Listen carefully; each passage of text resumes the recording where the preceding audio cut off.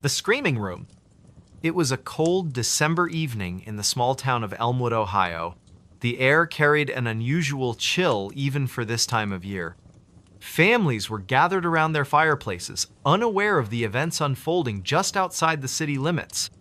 Before we begin, tell me, where are you listening from, and what time is it there?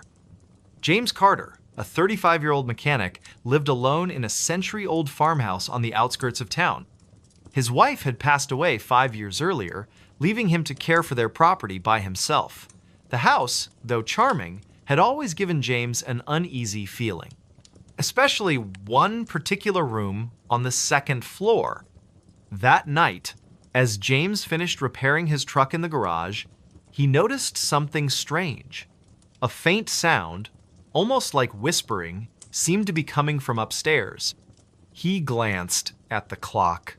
9:17 p.m. Too late for visitors, and definitely too late for his imagination to play tricks on him. Climbing the creaky wooden stairs, James felt the temperature drop noticeably. By the time he reached the second floor, his breath had become visible in the frigid air. The sound grew louder, more distinct now. It wasn't whispering anymore, it was screaming. The source came from the west wing of the house, a part of the building rarely used. Specifically, the Red Room, so named because its walls were painted a deep crimson that seemed to glow faintly in low light. James hesitated outside the closed door. The screams continued, echoing through the hallway. Taking a deep breath, James turned the brass doorknob. The door opened with a slow creak, revealing a scene that would haunt him forever. The room was empty, yet the screaming filled the space with an intensity that defied logic. James's heart pounded as he stepped inside. The wallpaper, faded but still recognizable as Victorian floral patterns, seemed to shift and move in the dim light. Shadows danced across the walls, though no source of movement could be seen. The temperature dropped further, causing James to shiver uncontrollably. He checked his watch. 9:23 p.m. Time seemed to stretch and warp within the confines of the room. The screams changed pitch, becoming more desperate, more human-like. Yet there was no one there, just the empty space and the overwhelming sense of dread. James remembered hearing stories about the previous owners of the house, a family who had lived there in the early 1900s. Rumors spoke of mysterious disappearances and unexplained deaths, but these were just tales, weren't they? Urban legends meant to entertain rather than terrify. As he stood frozen in the center of the room, the screams began to form words. At first, they were indistinct, jumbled sounds, but gradually, they became clearer. "Help me! Get out! They're coming!" Each phrase sent a new wave of fear through James's body. His phone, left charging downstairs, buzzed with a text message from his friend Mark. "Hey, you still up?" the message read. James considered responding, but the phone remained safely downstairs while he was trapped in this nightmare. The buzzing stopped as quickly as it started. The clock on the wall ticked loudly, each second stretching into eternity. 9:28 p.m. The room's atmosphere shifted again, becoming heavier, more oppressive. James's breathing quickened as he realized the screaming had stopped. Complete silence filled the space, more terrifying than the noise had been. Suddenly, the lights flickered. Not the overhead bulb, which had long since burned out, but the very air itself seemed to shimmer and pulse with an otherworldly energy. Shadows detached themselves from the walls, taking on forms that defied description, shapes that twisted and writhed in ways that shouldn't be possible. James backed toward the door, his movements slow and deliberate, every fiber of his being screamed at him to run, but his legs refused to cooperate. The temperature continued to plummet, frost forming on the window panes despite the lack of cold air entering the room. At 9:34 p.m., the door slammed shut behind him. The sound reverberated through the house, shaking the very foundations. James spun around, panic rising in his chest. The handle wouldn't budge, no matter how hard he pulled or pushed. The room had sealed itself off from the rest of the world. The shapes in the corners of the room began to move closer. Their forms solidified into something resembling human figures. But not quite. Eyes glowed with an unnatural light, mouths stretched impossibly wide. Whispers filled the air once more, surrounding James on all sides. "Who are you?" James demanded, his voice trembling despite his attempt to sound authoritative. The whispers responded, though no actual words could be discerned.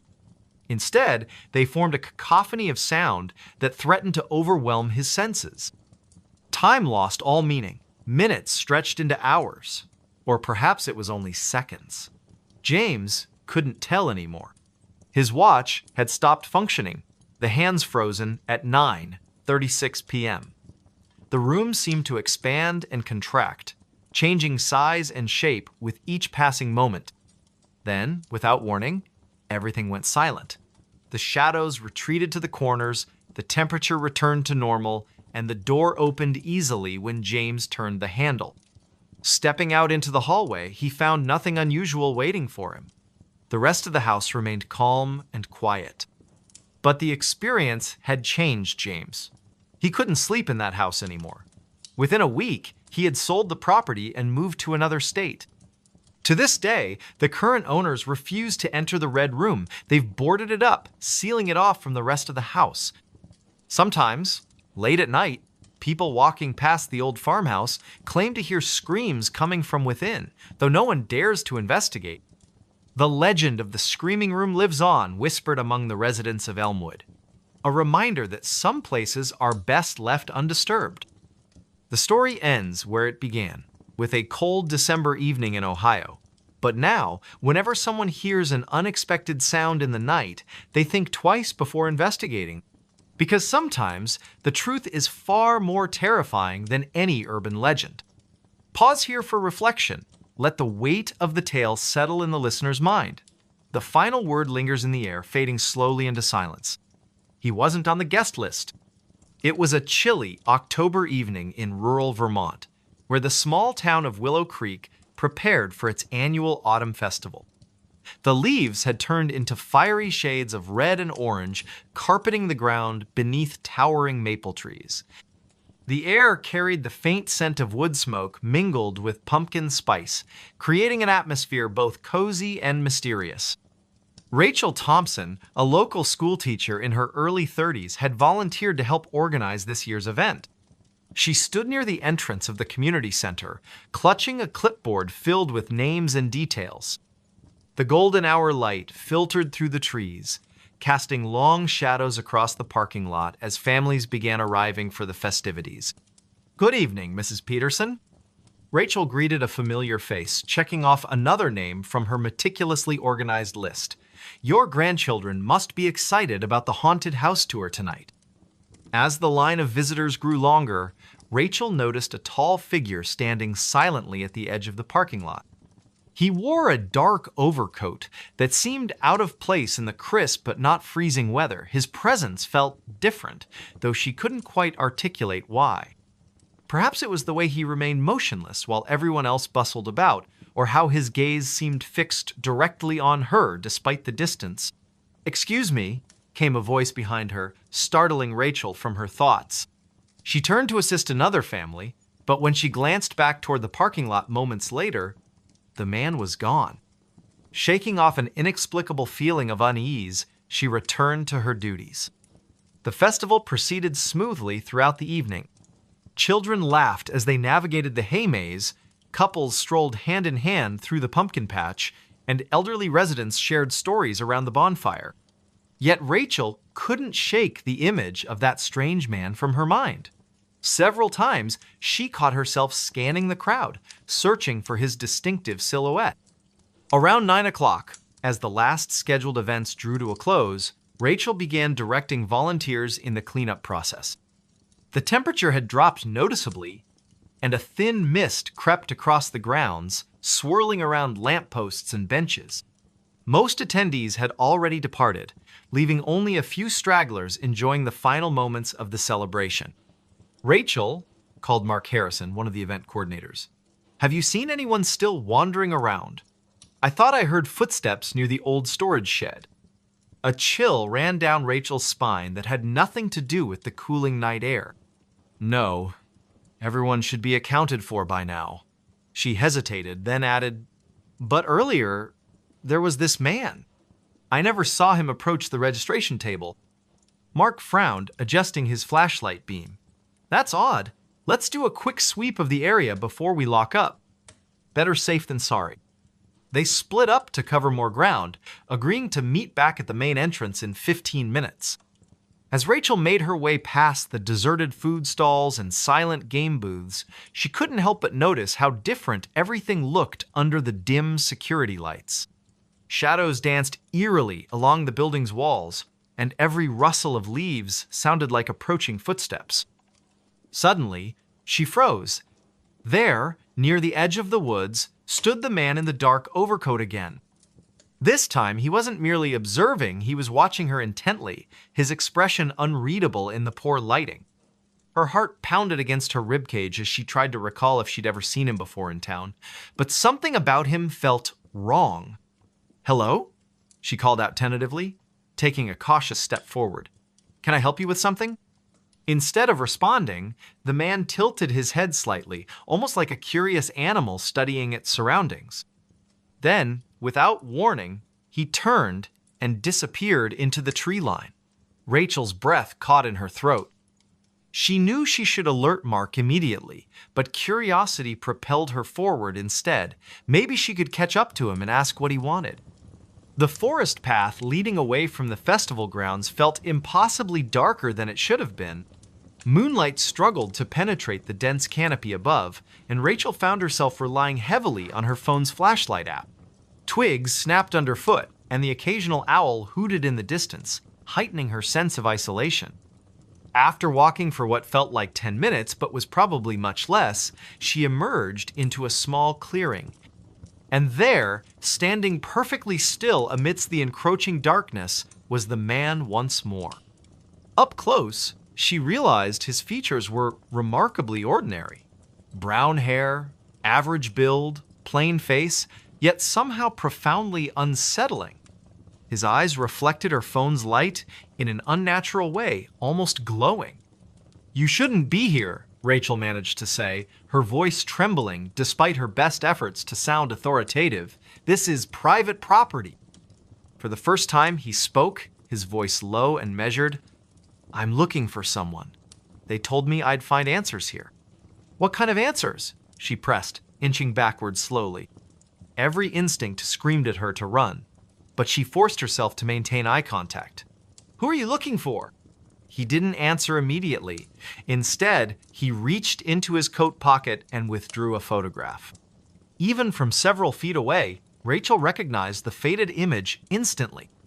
It showed a young woman who bore a striking resemblance to herself. Same hair color, similar facial structure. Only the style of clothing suggested it was taken decades ago. "My sister," he said finally, his tone heavy with sorrow. "She went missing after attending one of these festivals." "That was," he paused, calculating, 2 years ago tonight." Rachel's blood ran cold. She remembered hearing vague rumors about a disappearance connected to the autumn festival, but no one ever talked about it openly.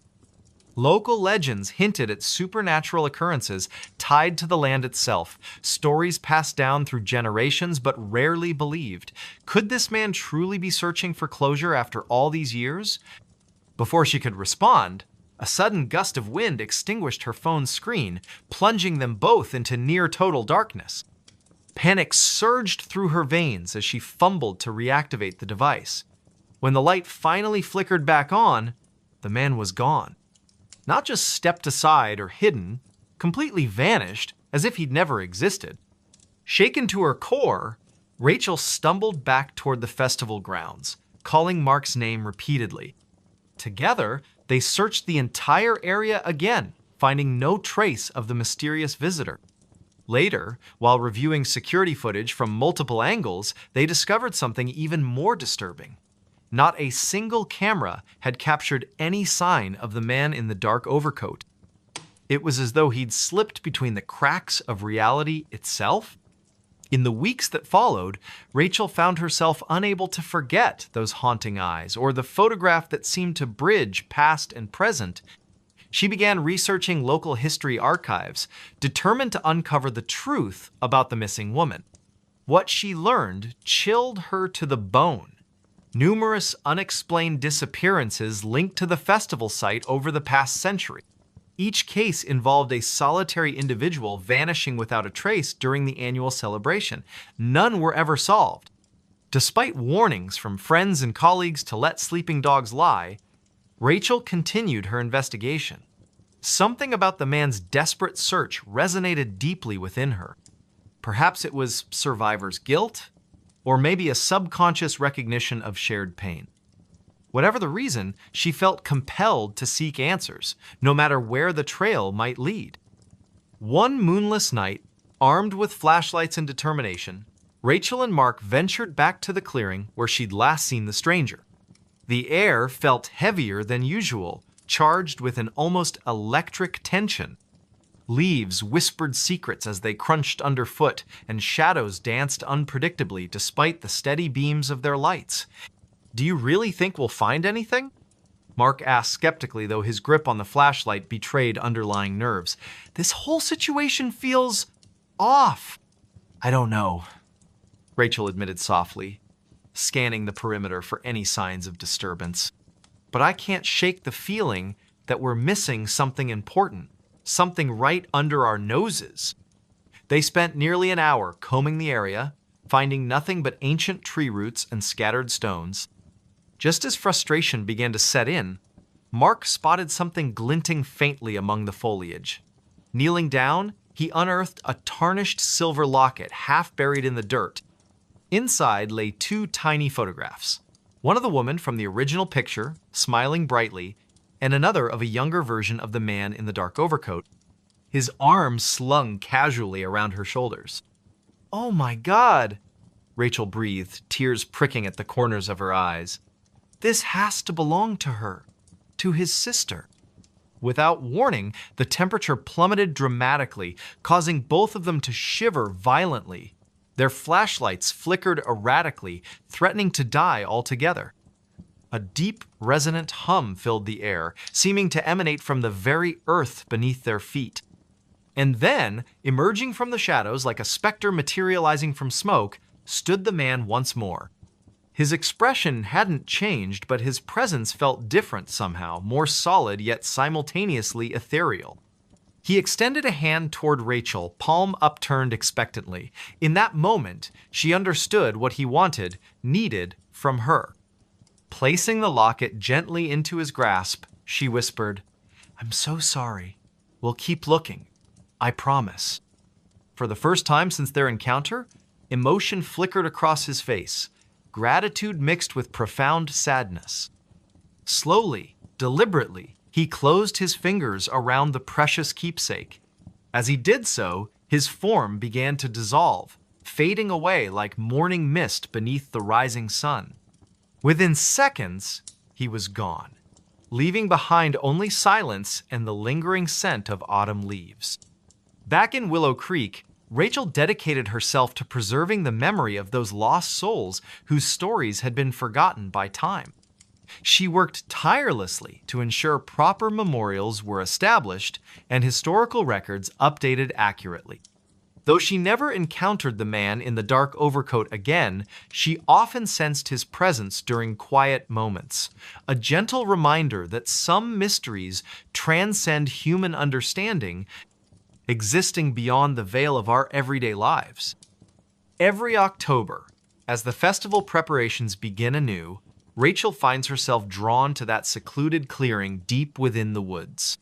There, surrounded by whispering trees and dancing shadows, she leaves fresh flowers and a handwritten note promising continued vigilance. Because sometimes, justice isn't about solving a case or finding definitive answers. Sometimes, it's about honoring the memories of those who came before us, ensuring their voices aren't silenced forever by the passage of time. And perhaps, just perhaps, somewhere beyond our comprehension, a brother and sister are finally reunited, free from the burdens of unanswered questions and unresolved grief. Their spirits rest peacefully now, knowing that someone cared enough to remember. Voices in the cornfield, a haunting tale. It was a quiet, humid evening in late September when Emma first heard the whispers. The sun had just dipped below the horizon, casting long shadows across the endless rows of cornfields that surrounded her small town of Millbrook, Illinois. The air was thick with the scent of damp earth and drying leaves, and a gentle breeze rustled through the towering stalks. She had always found the fields comforting during the day, their golden waves stretching as far as the eye could see. But at night, they felt different, oppressive, as if the darkness between the rows hid secrets too terrible to be spoken aloud. Emma stood on the edge of the field, hesitating for a moment before stepping forward. Her boots crunched softly against the dry soil beneath her feet. It was almost 8 o'clock, and she should have been home by now, but something had drawn her here, nagging curiosity she couldn't quite explain. Earlier that afternoon, while walking back from the general store, she'd overheard an old man muttering about strange voices coming from the cornfield. He claimed he'd heard them every night for weeks, soft murmurs carried on the wind like ghostly echoes. Most people dismissed his words as nonsense, attributing it to his age or perhaps too many years spent working under the scorching sun. But Emma couldn't shake the feeling that there might be truth to what he said. The moon hung low in the sky, its pale light filtering weakly through the dense canopy above. Shadows danced around her, shifting unpredictably as though alive. She took another cautious step deeper into the field, her heart pounding in her chest. "Hello?" she called out tentatively, her voice barely audible even to herself. Silence greeted her, save for the faint rustling of leaves overhead. She exhaled slowly, trying to calm her nerves. Maybe this was all just her imagination playing tricks on her after hearing the old man's story. But then, faintly, she heard it all whisper. Barely more than a breath, yet unmistakable. It seemed to come from everywhere and nowhere all at once, weaving through the rows of corn like a phantom thread. Emma froze, her pulse quickening. "Who's there?" she demanded, her voice firmer this time, though laced with unease. Again, the whisper came, louder now, closer. She turned sharply, scanning the darkened rows around her, but saw nothing except the endless maze of stalks swaying gently in the breeze. "Leave me alone!" she shouted, panic beginning to creep into her tone. The whispers grew louder still, overlapping each other until they formed a cacophony of unintelligible murmurs. They weren't human voices, not entirely. There was something wrong about them, something unnatural. A chill ran down her spine as she realized she wasn't alone. Something or someone was watching her from within the shadows. She stumbled backward, her foot catching on a root hidden beneath the dirt. With a startled cry, she fell hard onto the ground, pain shooting up her arm as she landed awkwardly. For a moment, everything went silent again. Too silent. Even the rustling of the leaves seemed to fade away, leaving only the sound of her own ragged breathing. Then, without warning, a figure emerged from the darkness. It was tall, impossibly so, its silhouette blending seamlessly with the surrounding stalks. Its facif, it could even be called, that was obscured by a tangle of vines and dried husks, giving it the appearance of some grotesque scarecrow brought to life. Yet it moved with purpose, taking deliberate steps toward her. Emma scrambled to her feet, her mind screaming at her to run, but her legs refused to obey. She was rooted to the spot, paralyzed by fear. "You shouldn't have come here," the figure rasped, its voice a guttural blend of multiple tones layered atop one another. It sounded neither male nor female, neither young nor old, just wrong. "This place doesn't belong to you." "What do you want?" Emma managed to choke out, tears streaming down her face. She wanted to look away, to close her eyes and pretend none of this was real, but she couldn't. The figure's gaze held her captive, piercing through her very soul. "The voices will tell you," it replied cryptically, tilting its head in a way that made her stomach churn. Before she could respond, it raised a gnarled hand and pointed deeper into the field. Against her will, Emma found herself turning to follow its gesture. There, nestled among the rows of corn, was a clearing she hadn't noticed before. In the center of the clearing stood an ancient stone altar, its surface stained with dark streaks that looked suspiciously like dried blood. Surrounding the altar were dozens of crude effigies fashioned from twisted branches and scraps of fabric, their hollow eyes seeming to stare directly at her. "What is this?" she whispered, her voice trembling. The figure didn't answer.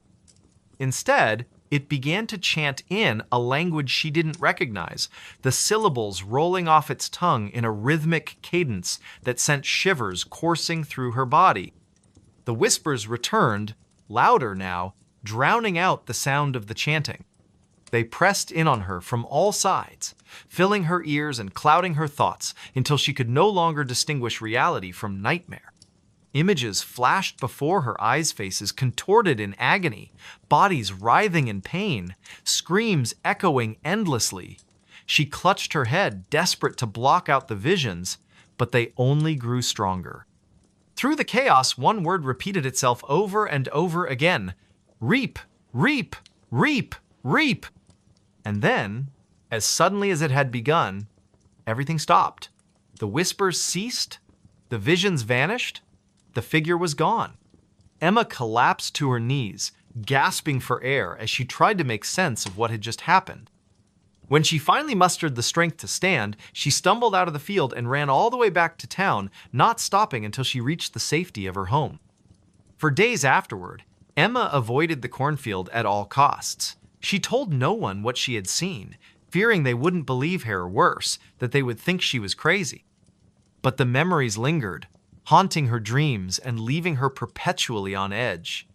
She started hearing the whispers again, faint at first, but growing louder with each passing night. No matter where she went, they followed her, taunting her with fragmented phrases she couldn't fully understand. One evening, unable to endure the torment any longer, Emma decided to confront the source of the voices once and for all. Armed with a flashlight and a pocket knife, she returned to the field, determined to uncover the truth. The moonlight illuminated her path as she navigated the labyrinthine rows, her footsteps hesitant yet resolute. When she reached the clearing, she found the altar exactly as she remembered it, but this time, it wasn't empty. Lying atop the stone slab was a book bound in cracked leather, its pages yellowed with age. Etched into the cover were symbols unlike anything she had ever seen, intricate patterns that seemed to shift and writhe when viewed from certain angles. Her hands trembled as she picked it up, half expecting it to burn her skin or crumble to dust in her grasp. But it remained solid, heavy with secrets waiting to be uncovered. As she flipped through the pages, she discovered writings detailing rituals meant to summon entities from beyond the veil. Each entry described increasingly sinister ceremonies, culminating in a final passage written in bold, jagged handwriting: "To reap is to feed is to grow. To grow is to consume." Beneath the text was a drawing of the same figure she had encountered in the field, standing beside the altar with arms outstretched. A cold realization washed over her. This wasn't just some isolated haunting, it was a cycle, a ritual perpetuated by forces far older than humanity itself. And somehow, she had become entangled in it. Before she could process further, a familiar voice echoed behind her. "You've seen enough." She spun around to find the figure standing mere feet away, its presence radiating malice. This time, however, she didn't freeze. Summoning every ounce of courage she possessed, she lunged forward, driving the pocket knife into its chest, or rather, where its chest should have been. The blade passed harmlessly through the air, leaving the figure unharmed. "You cannot kill what does not live," it sneered, reaching out to grab her wrist. Pain shot through her arm as its grip tightened, forcing her to drop the knife. "But you can join us." "No!" she screamed, thrashing wildly in its grasp. Desperation fueled her movements, and she managed to break free, stumbling backward toward the edge of the clearing. Without thinking, she hurled the book into the air, watching as it landed squarely on the altar. Sparks erupted from the pages, igniting a fire that spread rapidly across the dry wood. The figure let out an unearthly shriek, its form flickering like a dying flame. "You don't know what you've done!" it roared, dissolving into smoke as the flames consumed the altar. Within moments, the entire clearing was ablaze, the heat searing her skin as she fled back toward the safety of the town. When she emerged from the field, coughing and covered in soot, she expected to feel relief. Instead, she felt emptiness, a void left behind by whatever force had been unleashed. The whispers were gone, replaced by an oppressive silence that weighed heavily on her shoulders. She knew deep down that destroying the altar hadn't ended the cycle, it had merely delayed it. Years later, residents of Millbrook would speak in hushed tones about the night the cornfield burned. Some claimed they saw shapes moving among the ashes, their forms indistinct yet undeniably present. Others reported hearing faint murmurs carried on the wind, though no one dared investigate further.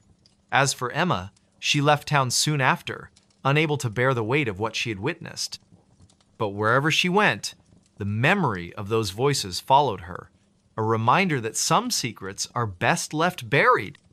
The last passenger never got off. It was a cold, damp night in the small town of Millbrook, nestled deep within the woods of upstate New York. The air carried an eerie stillness, broken only by the faint rustling of leaves and the distant hum of crickets. Somewhere near the edge of the forest, the old train station stood abandoned, its wooden structure warped and weathered by time.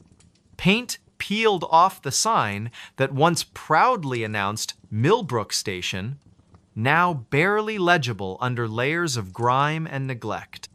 Few people ventured here anymore, except for curious teenagers daring each other to explore its haunted history, or so the rumors went.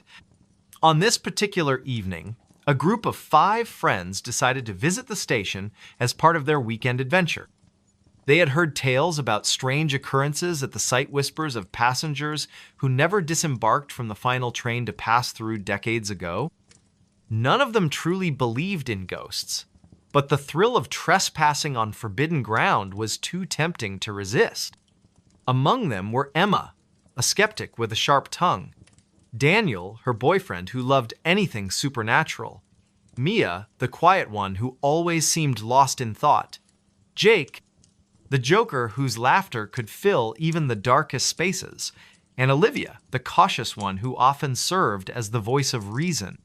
They arrived just after sunset, parking their car a mile away to avoid drawing attention. The walk to the station felt longer than expected, the path illuminated only by the dim glow of their flashlights. Shadows danced along the trees, creating shapes that looked almost human if you squinted hard enough. As they approached the station, the atmosphere grew heavier, as though the very air resisted their presence. "This place gives me the creeps," Olivia muttered, clutching her flashlight tightly. "Are we sure this is safe?" "Oh, come on," Daniel replied, his tone teasing yet reassuring. "What's the worst that could happen? A ghost shows up and asks us to leave?" He chuckled nervously, though no one else joined in. Emma rolled her eyes. "Let's just get this over with. I want to see what all the fuss is about." Inside the station, the floorboards creaked beneath their feet, protesting every step they took. Dust coated every surface, and the scent of mildew filled the air. Graffiti covered the walls, crude messages scrawled by those who sought to leave their mark on the forgotten building. But something else caught their attention, a series of faded photographs pinned to a bulletin board near the ticket counter. Most were black and white images of smiling families, boarding trains, snapshots of happier times. However, one photo stood out among the rest. It depicted a lone figure standing on the platform, face obscured by shadows despite the bright sunlight behind them. "Who do you think that is?" Mia asked softly, pointing to the mysterious figure. No one answered immediately. Instead, they stared at the image, feeling an inexplicable chill run down their spines. Jake broke the silence with a forced laugh. Probably just some weirdo who didn't want to smile for the camera. But his attempt at humor did little to ease the tension. The longer they lingered, the more unsettling the station became. Strange noises echoed through the empty hall-soft footsteps, faint whispers, the occasional groan of metal shifting somewhere unseen. At first, they dismissed these sounds as tricks of the mind, products of their overactive imaginations fueled by fear. Yet as the minutes passed, the disturbances grew louder, more distinct. "Did you hear that?" Olivia whispered, her voice trembling. She pointed toward a set of double doors leading to the tracks outside. Everyone froze, listening intently.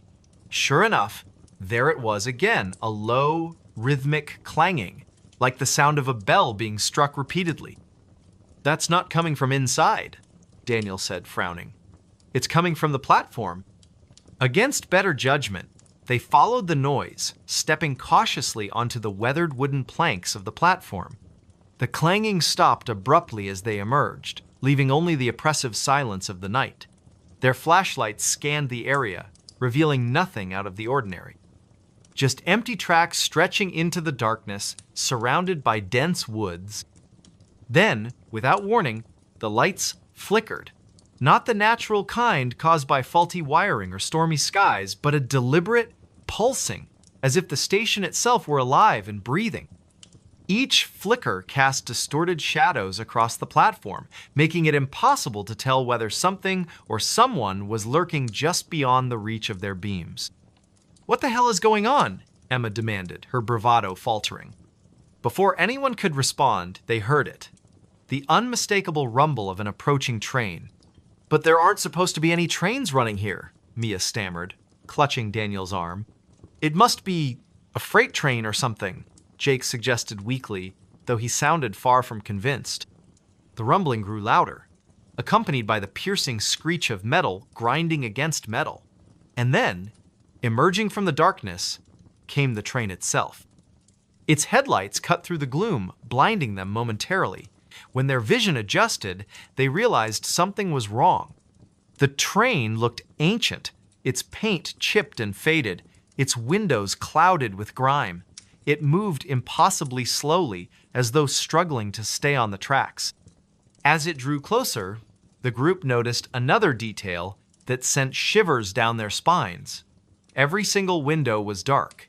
No passengers sat inside, no conductor waved from the caboose. It was completely empty, or so it seemed.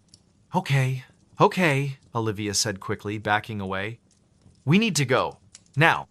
"No arguments here," Jake agreed, already heading back toward the station. But before they could retreat, the train came to a halt directly in front of them. The doors slid open with a deafening hiss, revealing the interior bathed in shadow. From within, they heard a soft melodic whisper that seemed to echo in their minds rather than their ears. "Come aboard!" it urged, gentle yet insistent. None of them moved.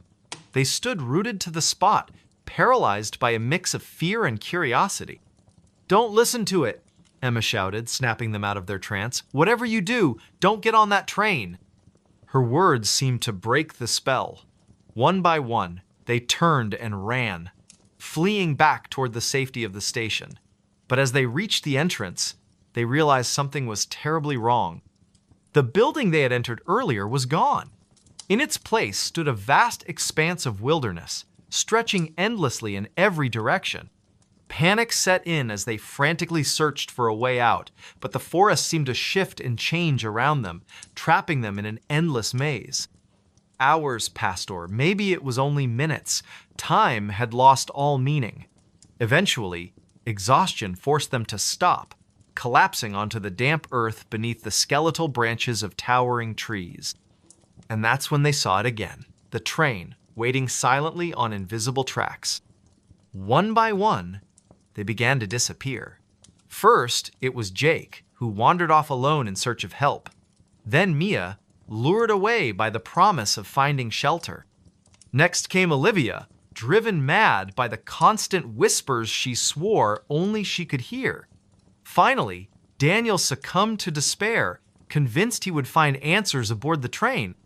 Only Emma remained, clinging to the hope that she could escape whatever malevolent force had ensnared her friends.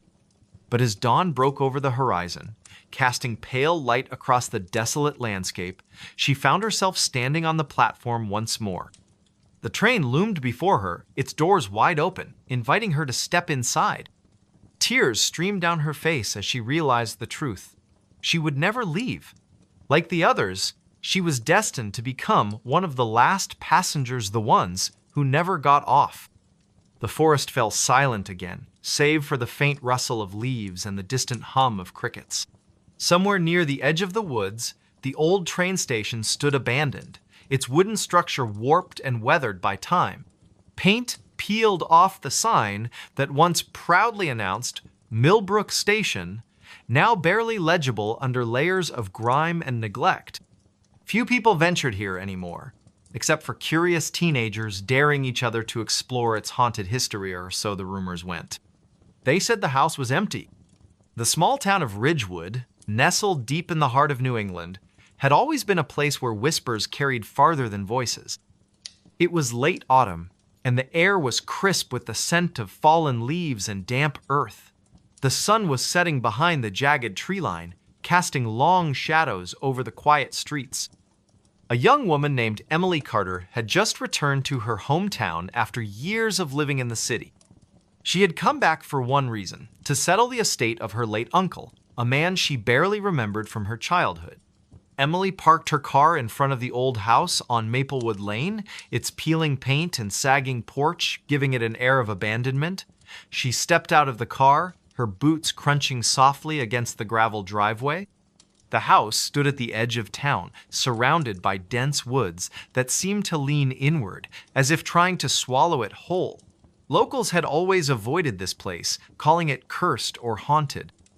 But Emily dismissed such tales as superstition. "It's just an old house," she muttered under her breath, though her voice trembled slightly. "Nothing more." She reached into her coat pocket and pulled out the key her lawyer had given her earlier that day. The metal felt cold against her fingers as she inserted it into the lock. With a creak that echoed through the stillness, the door swung open. The interior was dark, the air heavy with the smell of mildew and decay. Emily fumbled for the light switch, her hand brushing against the rough texture of the wall. When the overhead bulb flickered to life, revealing the dusty furniture and cobweb-covered corners, she let out a shaky breath. "Not exactly homey," she said aloud, attempting to mask her unease with sarcasm. As she began to explore the house, her footsteps echoed ominously on the creaky wooden floors. Each room she entered seemed frozen in time, filled with relics of a life long forgotten. In the kitchen, yellowed newspapers lay scattered across the counter, their headlines faded but still legible. On the dining table sat a single plate, untouched and covered in a fine layer of dust. Something about the scene made Emily's stomach churn. It was then that she noticed the faint sound of footsteps coming from upstairs. Her heart skipped a beat. "Hello," she called out, her voice wavering. "Is someone there?" Silence greeted her words, broken only by the distant rustle of trees outside. Shaking her head, she tried to convince herself it was just the wind or the settling of the old house. But deep down, she couldn't ignore the creeping sensation that she wasn't alone. Determined to finish what she'd come here to do, Emily climbed the staircase, each step groaning beneath her weight. At the top, she found herself facing a long hallway lined with closed doors. One of them stood slightly ajar, a sliver of dim light spilling out onto the floor. She hesitated, her hand hovering over the doorknob. "Who could possibly be here?" she whispered, her voice trembling with a mix of fear and curiosity. Pushing the door open, she stepped inside. The room was empty, save for a rocking chair in the corner, swaying gently as if someone had just gotten up from it. Emily froze, her eyes darting around the space. There was no one there, yet the movement of the chair defied explanation. She backed out slowly, her pulse racing. By the time she reached the bottom of the stairs, night had fallen completely. Shadows danced across the walls, cast by the flickering light of the single bulb above her head. Emily decided to call it a night, retreating to her car to retrieve her overnight bag.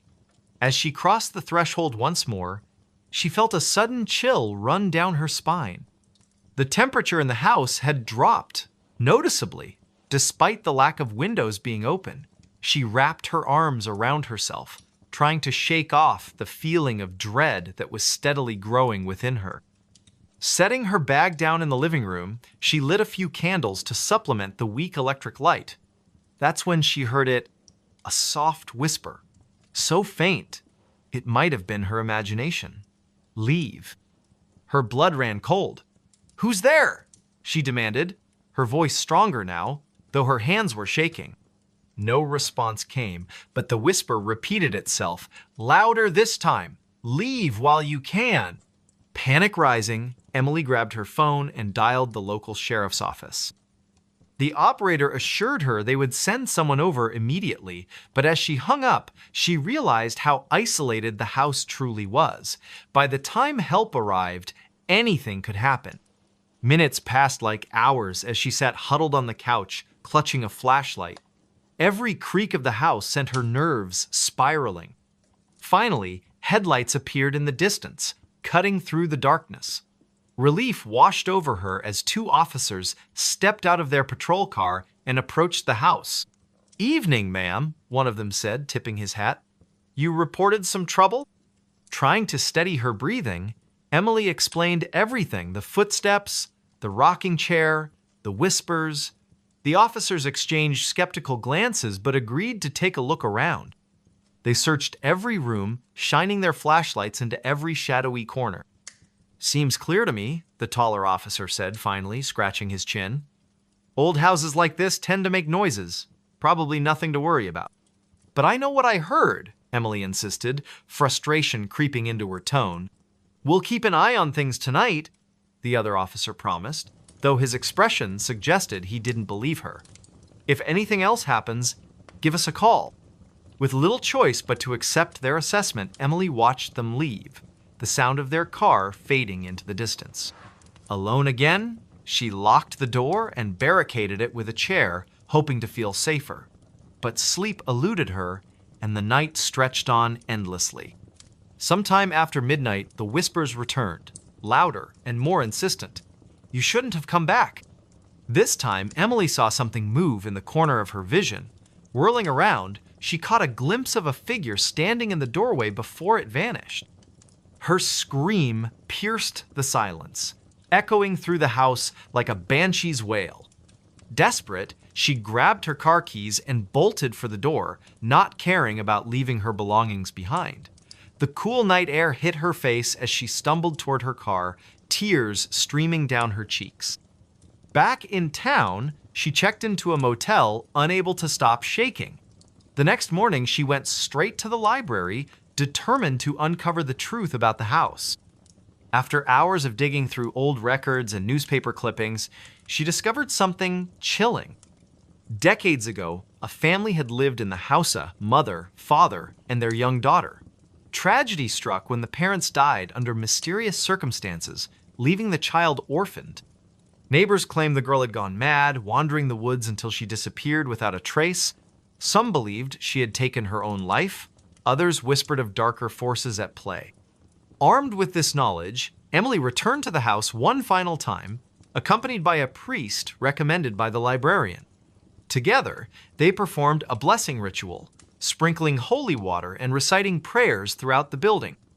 By the end, Emily felt a strange sense of peace settle over the house, as if a weight had been lifted. Though she never fully understood what had happened, Emily left Ridgewood shortly afterward, vowing never to return. The house remained empty, its secrets buried beneath layers of history and myth. Yet, on certain nights, townsfolk swear they can still hear faint whispers carried on the wind, warning those who dare to venture too close. They said the house was empty. Emily often reflected in the years that followed. But sometimes, emptiness is the least of your worries. And so, the legend of the house on Maplewood Lane lived on, a testament to the mysteries that linger in the shadows of small-town America. She answered a phone that wasn't there. It was a quiet, overcast afternoon in the small town of Cedar Ridge, nestled deep within the Appalachian foothills. The sky was a uniform gray, and the air carried a damp chill that seemed to seep through every crack in the old houses lining Elm Street. Emily Carter, a reserved librarian in her late 20s, had just returned from her weekly grocery run. She lived alone in a modest two-story home at the edge of town, its white paint peeling slightly but still charming in its own way. As she stepped inside, she noticed something unusual, a faint ringing sound echoing through the house. Her brow furrowed as she set down her bags. "That's strange," she muttered under her breath, glancing around the living room. She didn't own a landline phone, nor did she have any devices capable of producing such a clear, mechanical ring. It wasn't her cell phone either. It lay silent on the kitchen counter, screen dark. The ringing continued, steady and persistent, as if demanding attention. Emily hesitated for a moment, then followed the sound. It seemed to be coming from upstairs. Each step creaked beneath her weight, amplifying the eerie atmosphere. The hallway upstairs was dimly lit, shadows stretching long across the worn carpet. The ringing grew louder, more insistent, until she found herself standing outside the door to the spare bedroom, a room she rarely used. With a deep breath, she turned the doorknob and pushed the door open. Inside, the room was exactly as she'd left it last. Dusty furniture draped with old sheets, a single window letting in muted light. But there, sitting on the floor, in the center of the room, was an old rotary phone. Its black cord snaked across the floor like a serpent, disappearing into the wall where no outlet existed. Emily froze, her heart pounding in her chest. This phone hadn't been there before, she was certain of it. Yet here it sat, ringing insistently, almost tauntingly. Against her better judgment, she approached it. The closer she got, the colder the air became, until her breath formed tiny clouds in front of her face. Her hand trembled as she reached out, hovering inches above the receiver. Finally, she picked it up and pressed it to her ear. "Hello?" she whispered, her voice barely audible. For a moment, there was only silence on the other end. Then came a soft, distorted voice, barely human. "Help me!" it rasped, each word dragging out like a mournful wail. "Please, help me!" Emily dropped the phone, stumbling backward until she hit the wall. The voice continued, growing louder and more desperate. "Who are you?" she cried, clutching her arms tightly around herself. "What do you want?" But the voice didn't answer directly. Instead, it began to chant, repeating the same phrase over and over again. "Find me, find me, find me." Suddenly, the line went dead. The room fell silent, except for the sound of Emily's ragged breathing. When she looked back at the phone, it was gone. Vanished without a trace.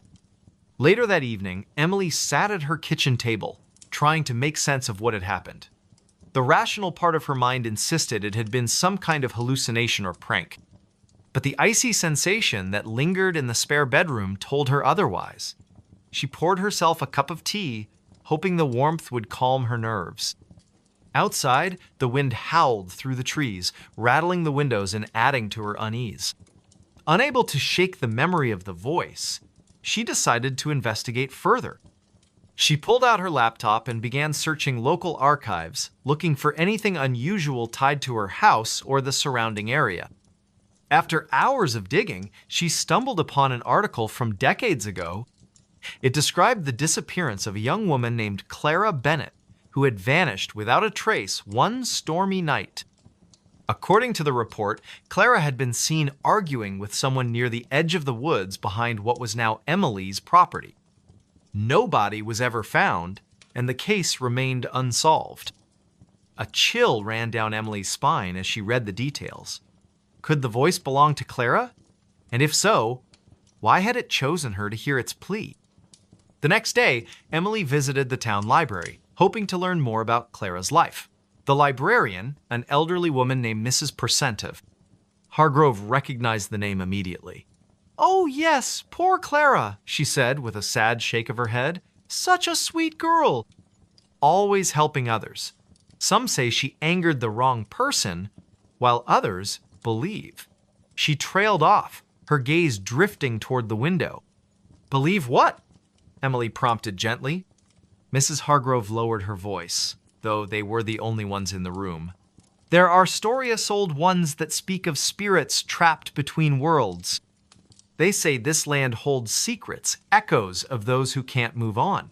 She paused, studying Emily carefully. "Why are you asking about Clara?" Emily hesitated, unsure how much to reveal. "I think I might have encountered something related to her," she admitted cautiously. "Something unexplainable." Mrs. Hargrove nodded slowly, as if she'd expected this answer all along. "If you're meant to help her, you'll know what to do. Just be careful, dear. Not everything that calls for help deserves it." That night, Emily returned home, feeling both intrigued and deeply unsettled. As she climbed the stairs to bed, she couldn't shake the feeling that she was being watched. Every shadow seemed to shift just out of the corner of her eye, and the house felt unnaturally quiet, as if holding its breath. When she reached the landing, she froze. There, once again, was the rotary phone. This time, it sat on the top step, its cord coiled neatly beside it. The sight sent a jolt of fear through her body, but also a strange sense of resolve. She knew she couldn't ignore it anymore. Kneeling down, she picked up the receiver and held it to her ear. "Clara?" she asked tentatively. "Yes," came the reply, softer this time, but unmistakably the same voice. "You hear me. You must find me." "Where are you?" Emily demanded, her voice trembling. "In the woods. Follow the path. Look for the tree with the red ribbon." Before Emily could ask more questions, the line went dead again. The phone disappeared from her hands, leaving her staring at empty space. The following morning, armed with determination and a flashlight, Emily ventured into the dense forest behind her house. The path she followed was narrow and overgrown, the trees towering above her like silent sentinels. The air smelled earthy and damp, and the only sounds were the crunch of leaves beneath her boots and the occasional rustle of unseen creatures. After walking for nearly 20 minutes, she spotted a massive oak tree with a faded red ribbon tied around its trunk. Her pulse quickened as she approached. At the base of the tree, partially hidden by moss and roots, was a small wooden box. With shaking hands, she opened it. Inside was a collection of personal belongings, a tarnished locket, a handwritten letter, and a photograph of a smiling young woman who bore a striking resemblance to the image of Clara she'd seen online. Tears welled up in Emily's eyes as she realized the significance of her discovery. These items weren't random, they were clues, pieces of a puzzle waiting to be solved. She carefully gathered them and brought them back to her house, determined to piece together the truth. Over the next several weeks, Emily delved deeper into Clara's story, uncovering a web of betrayal, jealousy, and tragedy. She learned that Clara had been involved with a man whose family disapproved of their relationship. On the night she disappeared, witnesses claimed they saw her arguing with him near the woods. Many believed he had something to do with her vanishing, but without evidence, nothing could be proven. One evening, as Emily pored over documents spread across her dining table, she heard the familiar ringing sound again. Turning slowly, she saw the rotary phone resting on the couch. This time, however, it wasn't calling Harriet, was simply there, as if waiting. Summoning her courage, she walked over and picked up the receiver. "Clara?" she said softly. "Thank you," came the voice, clearer and more peaceful than before. "You've given me peace." And then, just like that, the phone vanished. For good this time. In the days that followed, Emily felt a profound sense of closure, not just for Clara, but for herself as well. By confronting the unknown, she had faced her own fears and discovered a strength she hadn't known she possessed. Though she never saw or heard from Clara again, she knew the spirit had finally moved on. The people of Cedar Ridge eventually learned of Emily's efforts to uncover the truth about Clara's disappearance. Inspired by her bravery, they erected a memorial in the woods, marking the spot where the oak tree stood. It served as a reminder that even the most haunting mysteries could be laid to rest with compassion and perseverance. As for Emily, she continued her quiet life, forever changed by the experience. Sometimes, when the wind blew just right, she thought she could hear a faint whisper of gratitude carried through the trees. A reminder that sometimes, answering a Cleven one that comes from beyond can change everything. The Man Who Followed Me Home, a chilling encounter. It was a cold, overcast afternoon in late October when Claire first noticed him. She had been walking home from the library in her small suburban town of Crestwood, Illinois, her arms laden with books and her mind preoccupied with thoughts of the upcoming Halloween festivities. The streets were quiet, save for the occasional rustle of leaves skittering across the pavement and the distant hum of traffic from the main road. The air carried the crisp bite of autumn, and she pulled her scarf tighter around her neck as she quickened her pace. She didn't see him at first, not really. It was more of a feeling, an awareness that prickled the back of her neck like the faintest brush of a spider's web. When she finally glanced over her shoulder, there he was, standing at the corner of Maple Street, just far enough away to seem unassuming yet close enough to make her uneasy. He wore a long, dark coat that hung loosely on his frame, its edges flapping slightly in the breeze. His face was obscured by the brim of a wide hat, but she could feel his gaze boring into her, steady and unrelenting. Claire hesitated for a moment, her breath catching in her throat. "Who is he?" she wondered aloud, her voice barely above a whisper. She shook her head, chiding herself for being paranoid. Crestwood wasn't exactly a bustling metropolis, but it was safer, so she had always believed. Still, something about the man made her skin crawl. She turned her attention back to the path ahead, forcing herself to focus on the rhythmic crunch of her boots against the gravel sidewalk. But the feeling didn't go away. If anything, it intensified. Every few minutes, she would glance behind her, only to find him still there, maintaining the same distance as before.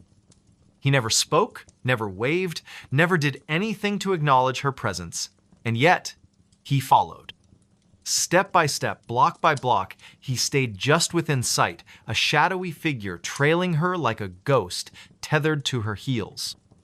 By the time she reached Birch Avenue, her heart was racing. Her house was only a few blocks away now, but the thought of leading this stranger to her doorstep filled her with dread. She considered crossing the street or ducking into one of the nearby shops, but the latter option felt futile. Most of them had already closed for the evening. Instead, she tightened her grip on her books and forced herself to keep moving, her footsteps quickening with each passing second. "Why is he following me?" she muttered under her breath, her voice trembling with a mix of fear and frustration.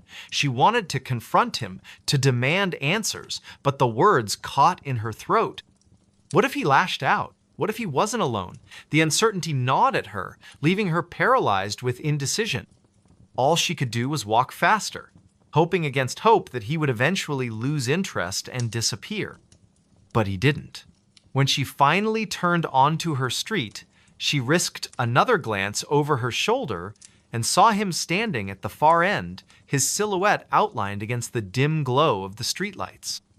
For a brief moment, their eyes met, or at least, she thought they did. Then, without warning, he stepped into the shadows and vanished. Claire exhaled sharply, relief washing over her in waves. She hurried up the driveway to her house, fumbling with her keys as she unlocked the front door. Once inside, she slammed the door shut and leaned against it, listening intently for any sign of movement outside. The house was silent, save for the soft ticking of the clock in the hallway. She locked the door and drew the curtains, her hands shaking as she moved from room to room, checking every window and peering out into the darkness beyond. For hours, she sat huddled on the couch, Her phone clutched tightly in her hand. She debated calling the police, but what would she say? That a man had followed her home without saying a word? Without doing anything overtly threatening? They'd probably dismiss her concerns as paranoia, especially since he had disappeared before she could get a good look at him. No, she decided, it was better to wait until morning. Maybe then she could convince herself it had all been a figment of her imagination. The next day, however, proved otherwise. Claire woke to find a single red rose lying on her porch, its petals glistening with dew. At first, she thought it might be a gift from a neighbor or a secret admirer, but the absence of a note or any identifying details left her unsettled. She picked it up cautiously, examining it for clues, but found nothing unusual. Still, the gesture felt wrong too, deliberate, too calculated.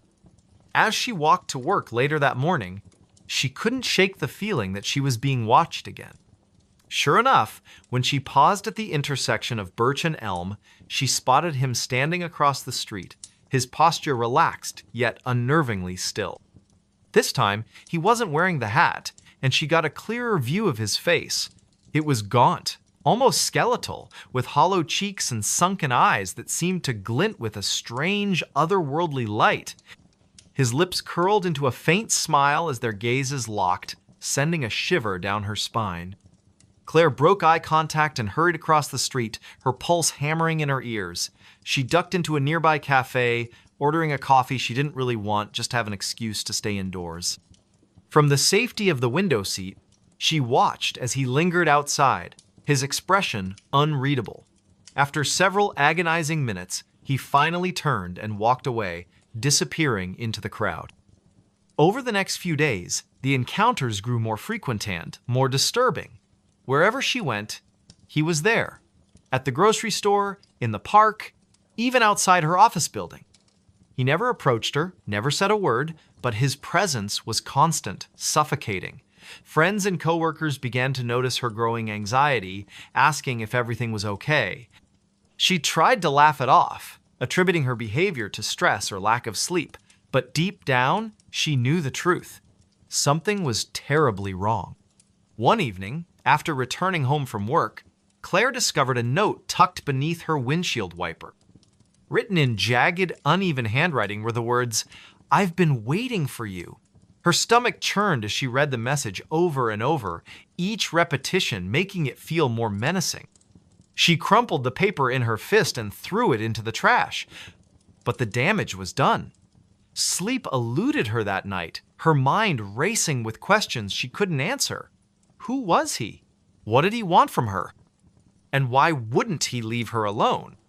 Determined to put an end to the torment, Claire decided to take matters into her own hands.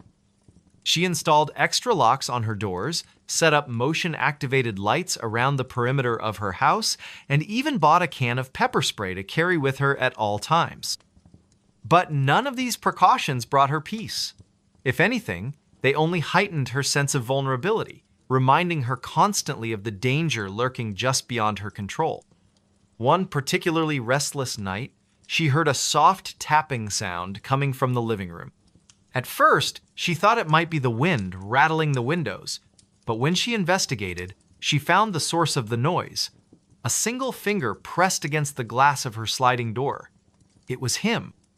His face loomed mere inches away, pale and expressionless, his eyes gleaming with an intensity that made her blood run cold. Without thinking, Claire grabbed the nearest object, a heavy ceramic vase, and hurled it at the door. The impact startled him, causing him to stumble backward. Seizing the opportunity, she bolted to her bedroom and locked the door behind her, her chest heaving as she fought to catch her breath. Outside, she heard the unmistakable sound of footsteps retreating into the night. The next morning, she called the police, recounting everything that had happened in painstaking detail. To her surprise, they took her seriously, promising to patrol the area more frequently and advising her to document any future incidents. For a while, things seemed to improve. The man stopped appearing in public places, and the notes ceased entirely. Claire allowed herself to believe that the nightmare was finally over. But then, on a rainy Tuesday evening, she received a package in the mail. There was no return address, no indication of who had sent it. Inside, she found a photograph of herself taken from outside her bedroom window, along with a short letter written in the same jagged handwriting as before. The message was simple yet chilling. "You can't escape me." Panic surged through her veins as she realized the implications. He had been watching her all along, studying her routines, learning her habits. The idea that he knew her life so intimately down to the layout of her home was unbearable. She packed a bag and fled to a friend's house in Chicago, hoping the distance would offer some measure of protection. For weeks, she lived in a state of constant vigilance, jumping at every unfamiliar sound and avoiding crowded spaces where she might encounter him. Yet, despite her efforts, she couldn't shake the feeling that he was still out there, biding his time. One night, as she lay awake in bed, she heard the faintest creak of floorboards in the hallway. Her heart stopped. Slowly, she reached for the baseball bat she kept beside her bed and crept toward the door. When she opened it, the hallway was empty, or so she thought. As she turned to go back to bed, a hand shot out from the shadows, grabbing her wrist with an iron grip. She screamed, swinging the bat wildly, but he was too strong. His face emerged from the darkness, twisted into a grotesque grin that revealed rows of jagged teeth. "You should have stayed," he whispered, his voice low and guttural. "Now you'll never be free." Claire's world dissolved into chaos. She struggled, kicked, clawed, but it was no use. His strength was overwhelming, his presence suffocating. Just as she felt consciousness slipping away, she heard the distant wail of sirens. Whether they were real or imagined, she couldn't tell. All she knew was that she had failed to escape the man who followed her home. He laughed, but no one was around. It was a quiet, overcast afternoon in the small town of Pine Ridge, tucked away in the rolling hills of rural Pennsylvania. The sky hung low and gray, casting long shadows across the landscape as if nature itself were holding its breath. Most of the townsfolk had retreated indoors to escape the chill that lingered in the air, leaving the streets eerily deserted. Somewhere in the heart of this sleepy community stood an old, decrepit house known only as the Laughing House. Locals avoided it at all costs, claiming strange noises emanated from within laughter, they said, deep and echoing, though no one lived there anymore. On this particular day, a group of 5 friends decided to investigate the rumors surrounding the house. They weren't thrill seekers or paranormal enthusiasts, they were just bored teenagers looking for something to do on a gloomy Saturday afternoon. Among them were Ethan, the self-proclaimed leader with a knack for talking himself out of trouble; Claire, the skeptic who preferred logic over superstition; Ryan, the joker whose sarcasm often masked his unease; Melissa, the quiet observer who noticed things others missed; and Ben, the cautious one who always seemed to be scanning their surroundings for danger. They arrived at the edge of the property just after 3 o'clock, parking their bikes behind a cluster of bushes to avoid drawing attention. The house loomed before them like a forgotten relic of another era, its once white paint now peeling away in large flakes, revealing rotting wood beneath. Shutters hung crookedly from the windows, some missing entirely, while vines crept up the walls like skeletal fingers reaching for the sky. A weathered sign nailed to the gate read, "No trespassing," but the letters had faded so much they were barely legible. "This place looks like it belongs in a horror movie," Ryan quipped, forcing a laugh that sounded more nervous than amused. "Let's just get this over with," Claire replied, her tone clipped. She adjusted the strap of her backpack, which contained a flashlight, a notebook, and a few snacks just in case. Ethan stepped forward, pushing open the creaking gate with a loud groan. "Relax, guys. It's probably just some old pipes rattling or wind blowing through cracks. Nothing scary about that." As they approached the front door, the atmosphere grew heavier, almost suffocating.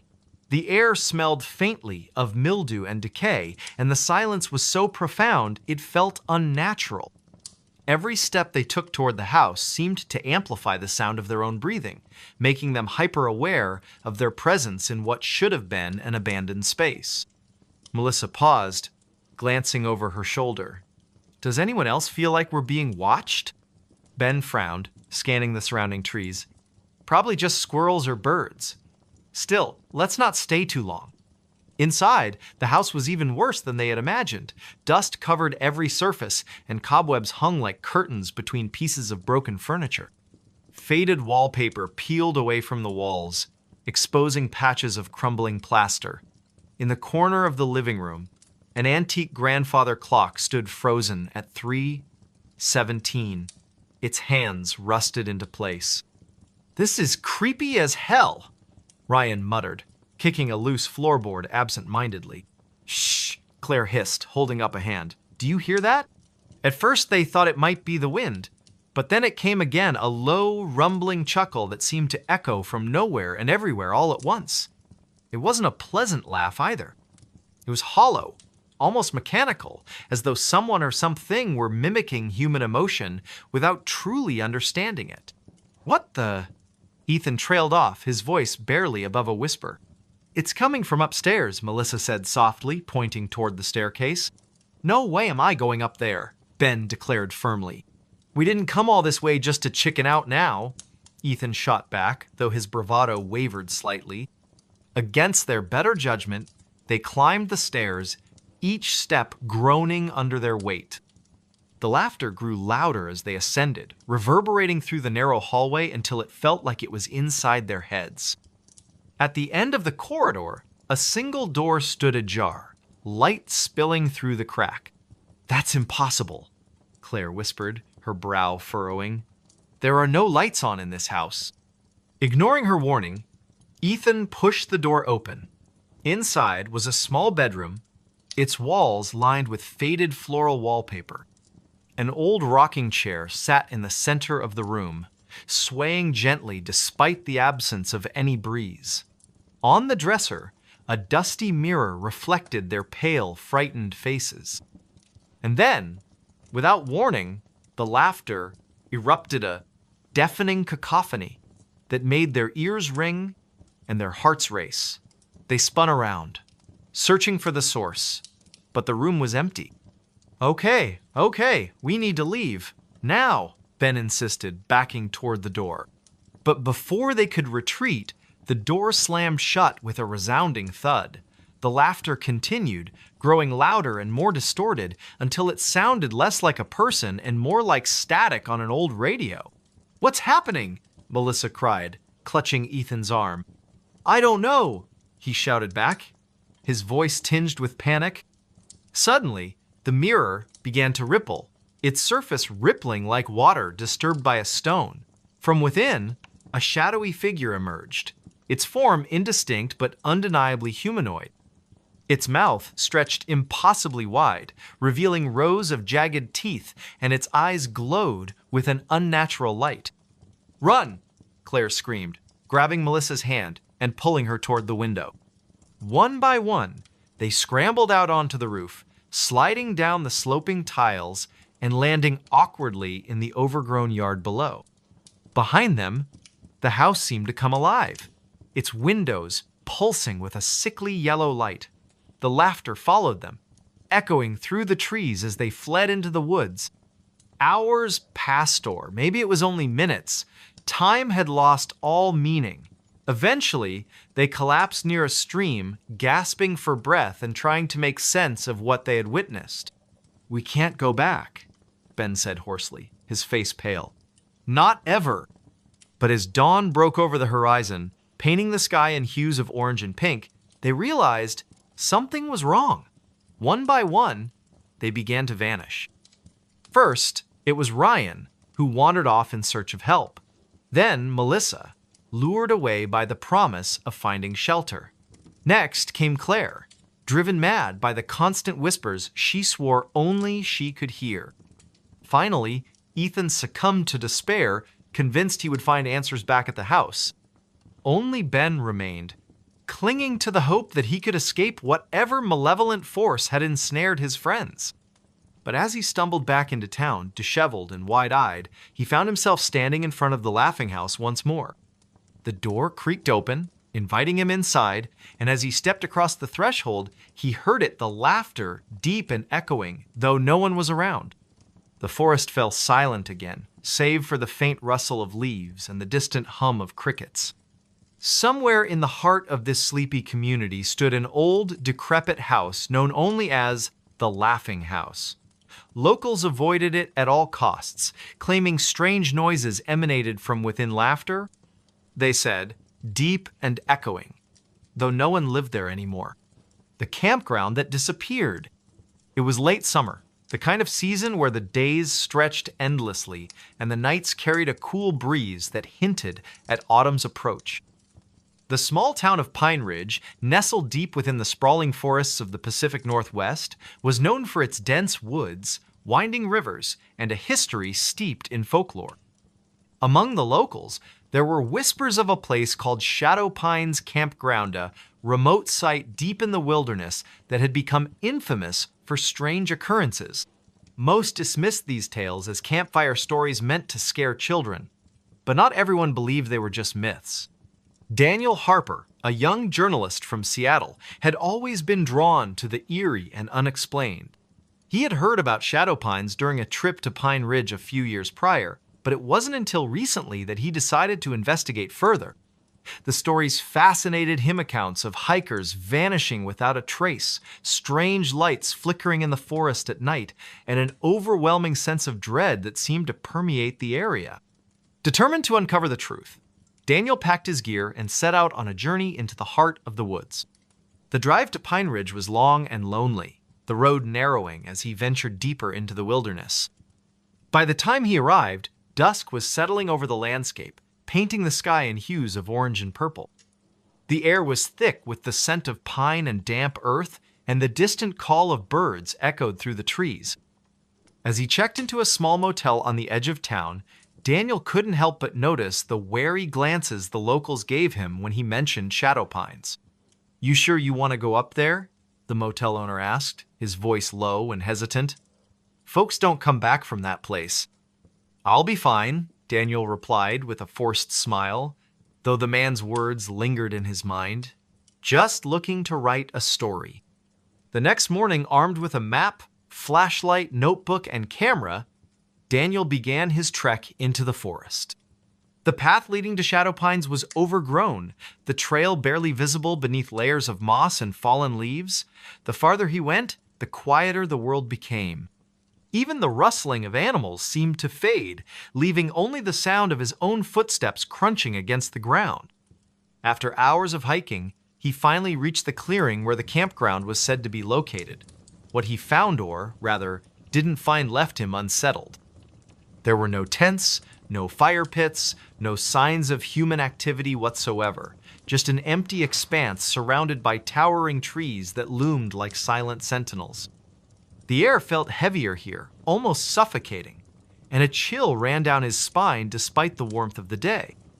"This can't be right," Daniel muttered, consulting his map again.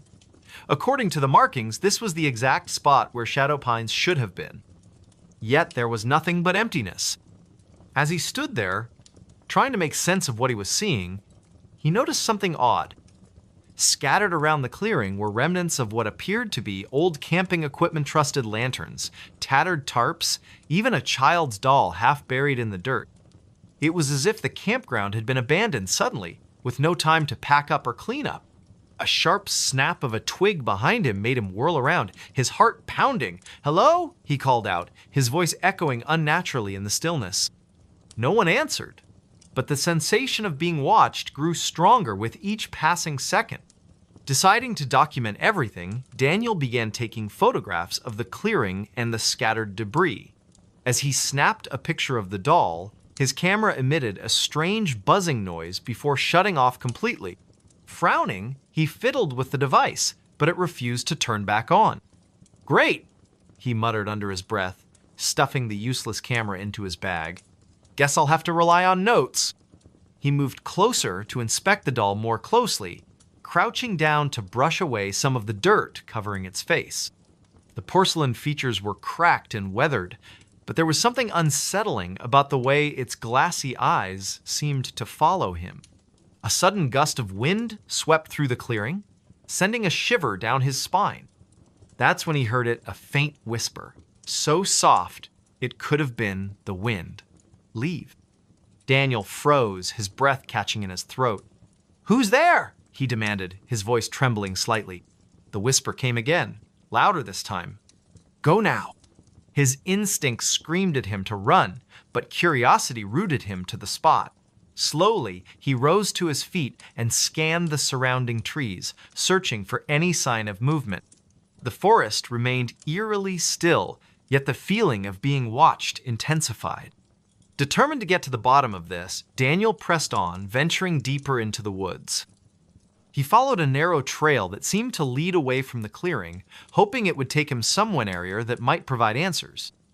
The light was fading fast, casting long shadows that danced across the forest floor. After what felt like an eternity, he stumbled upon a dilapidated cabin hidden among the trees. Its wooden walls were rotting, and the roof sagged dangerously, but it offered shelter from the growing darkness. Reluctantly, he pushed open the creaky door and stepped inside. The interior was dimly lit by the last rays of sunlight filtering through the cracks in the walls. Dust covered every surface, and the air smelled of decay. In the center of the room stood a rickety table, atop which lay a collection of objects: a journal, a pocket watch, and a bundle of faded photographs. Curiosity getting the better of him, Daniel picked up the journal and began flipping through its pages. The entries were written in shaky handwriting, detailing the experiences of someone who had once stayed at Shadow Pines. The writer described hearing voices in the night, seeing shadowy figures moving between the trees, and feeling an unbearable sense of dread that never lifted. One passage caught his attention.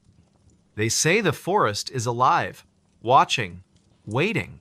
If you listen closely, you can hear it calling your name. Don't answer. Whatever you do, don't answer." A chill ran down Daniel's spine as he read those words. Before he could process them further, a loud thud outside made him jump. Dropping the journal, he grabbed his flashlight and cautiously approached the window. Peering out into the gloom, he saw nothing but swaying branches and shifting shadows. Or so he thought. As he stared harder, he realized one of the shadows wasn't moving with the wind. It stood perfectly still, darker and denser than the others. And then, slowly, it began to move toward the cabin. Panic surged through him, and he backed away from the window, his mind racing. Should he stay and try to defend himself, or flee into the unknown depths of the forest? The decision was made for him when the front door burst open with a deafening crash. Heart pounding, Daniel bolted out the back door, not daring to look behind him. Branches clawed at his arms and face as he ran, the forest seeming to close in around him. The whispers returned, louder now, overlapping in a cacophony of voices that urged him to stop, to turn around, to give in. "No!" he shouted, his voice raw with desperation. "I won't stop!" Somehow, miraculously, he found his way back to the trail leading out of the woods. By the time he emerged onto the main road, dawn was breaking, painting the sky in soft pastels. Exhausted and shaken, he collapsed onto the ground, gasping for breath. When he finally mustered the strength to stand, he turned back to look at the forest one last time.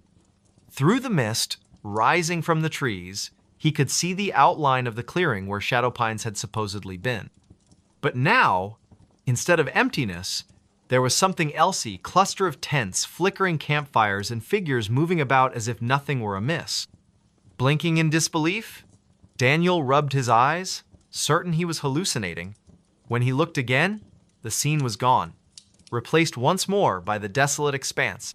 Shaken to his core, Daniel returned to Pine Ridge and wrote his article about Shadow Pines, though few believed his account. Over time, the story faded from memory, becoming just another tale whispered around campfires. But Daniel never forgot. On quiet nights, he sometimes thought he could still hear the whispers, faint and distant, calling him back to the campground that disappeared. And deep in the forest, the shadows waited, patient and eternal. The wrong voice on the baby monitor. It was a humid summer evening in the small suburban town of Maple Grove, Illinois. The kind of night where the air felt thick and heavy, clinging to your skin no matter how many fans you turned on. Rachel Dawson sat in the living room of her modest two-story home, absently flipping through channels on the television while trying to ignore the faint hum of cicadas outside. Her son, Ethan, just 6 months old, had finally fallen asleep after hours of fussing. She cherished these rare moments of quiet, even if they were fleeting. On the coffee table beside her sat the baby monitor, its green light blinking steadily to indicate it was active. The device was one of those high-tech models with both audio and video capabilities, though Rachel rarely used the video feature unless she needed to check on Ethan during particularly restless nights. Tonight, however, she kept the screen off, relying solely on the sound to reassure herself that all was well upstairs. At first, the only noise coming from the monitor was the soft, rhythmic breathing of her sleeping child.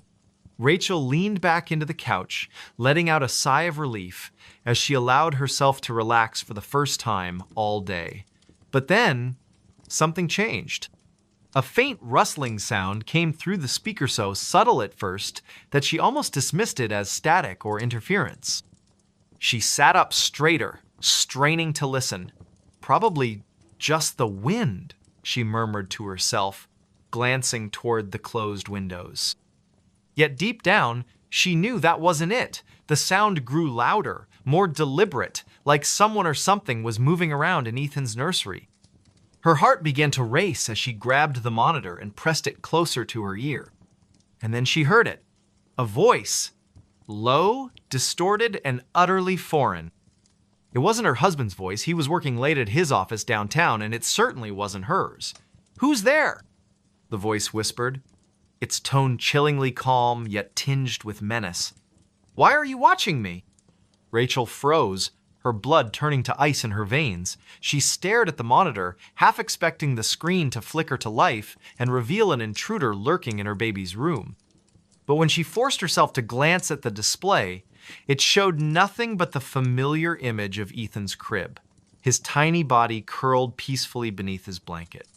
"Hello," she called out tentatively, her voice shaking. "Is someone in my house?" There was no response, at least not immediately. For a moment, silence reigned once again, save for the gentle breaths of her sleeping son. Just as Rachel began to convince herself she'd imagined the whole thing, the voice returned, louder this time. "Closer." "You shouldn't have listened," it hissed, each word dripping with malice. "Now you'll never stop hearing me." Panic surged through her body as she bolted upright from the couch. Grabbing the nearest Objecta decorative vase from the side table, she sprinted toward the staircase, her footsteps echoing loudly against the hardwood floors.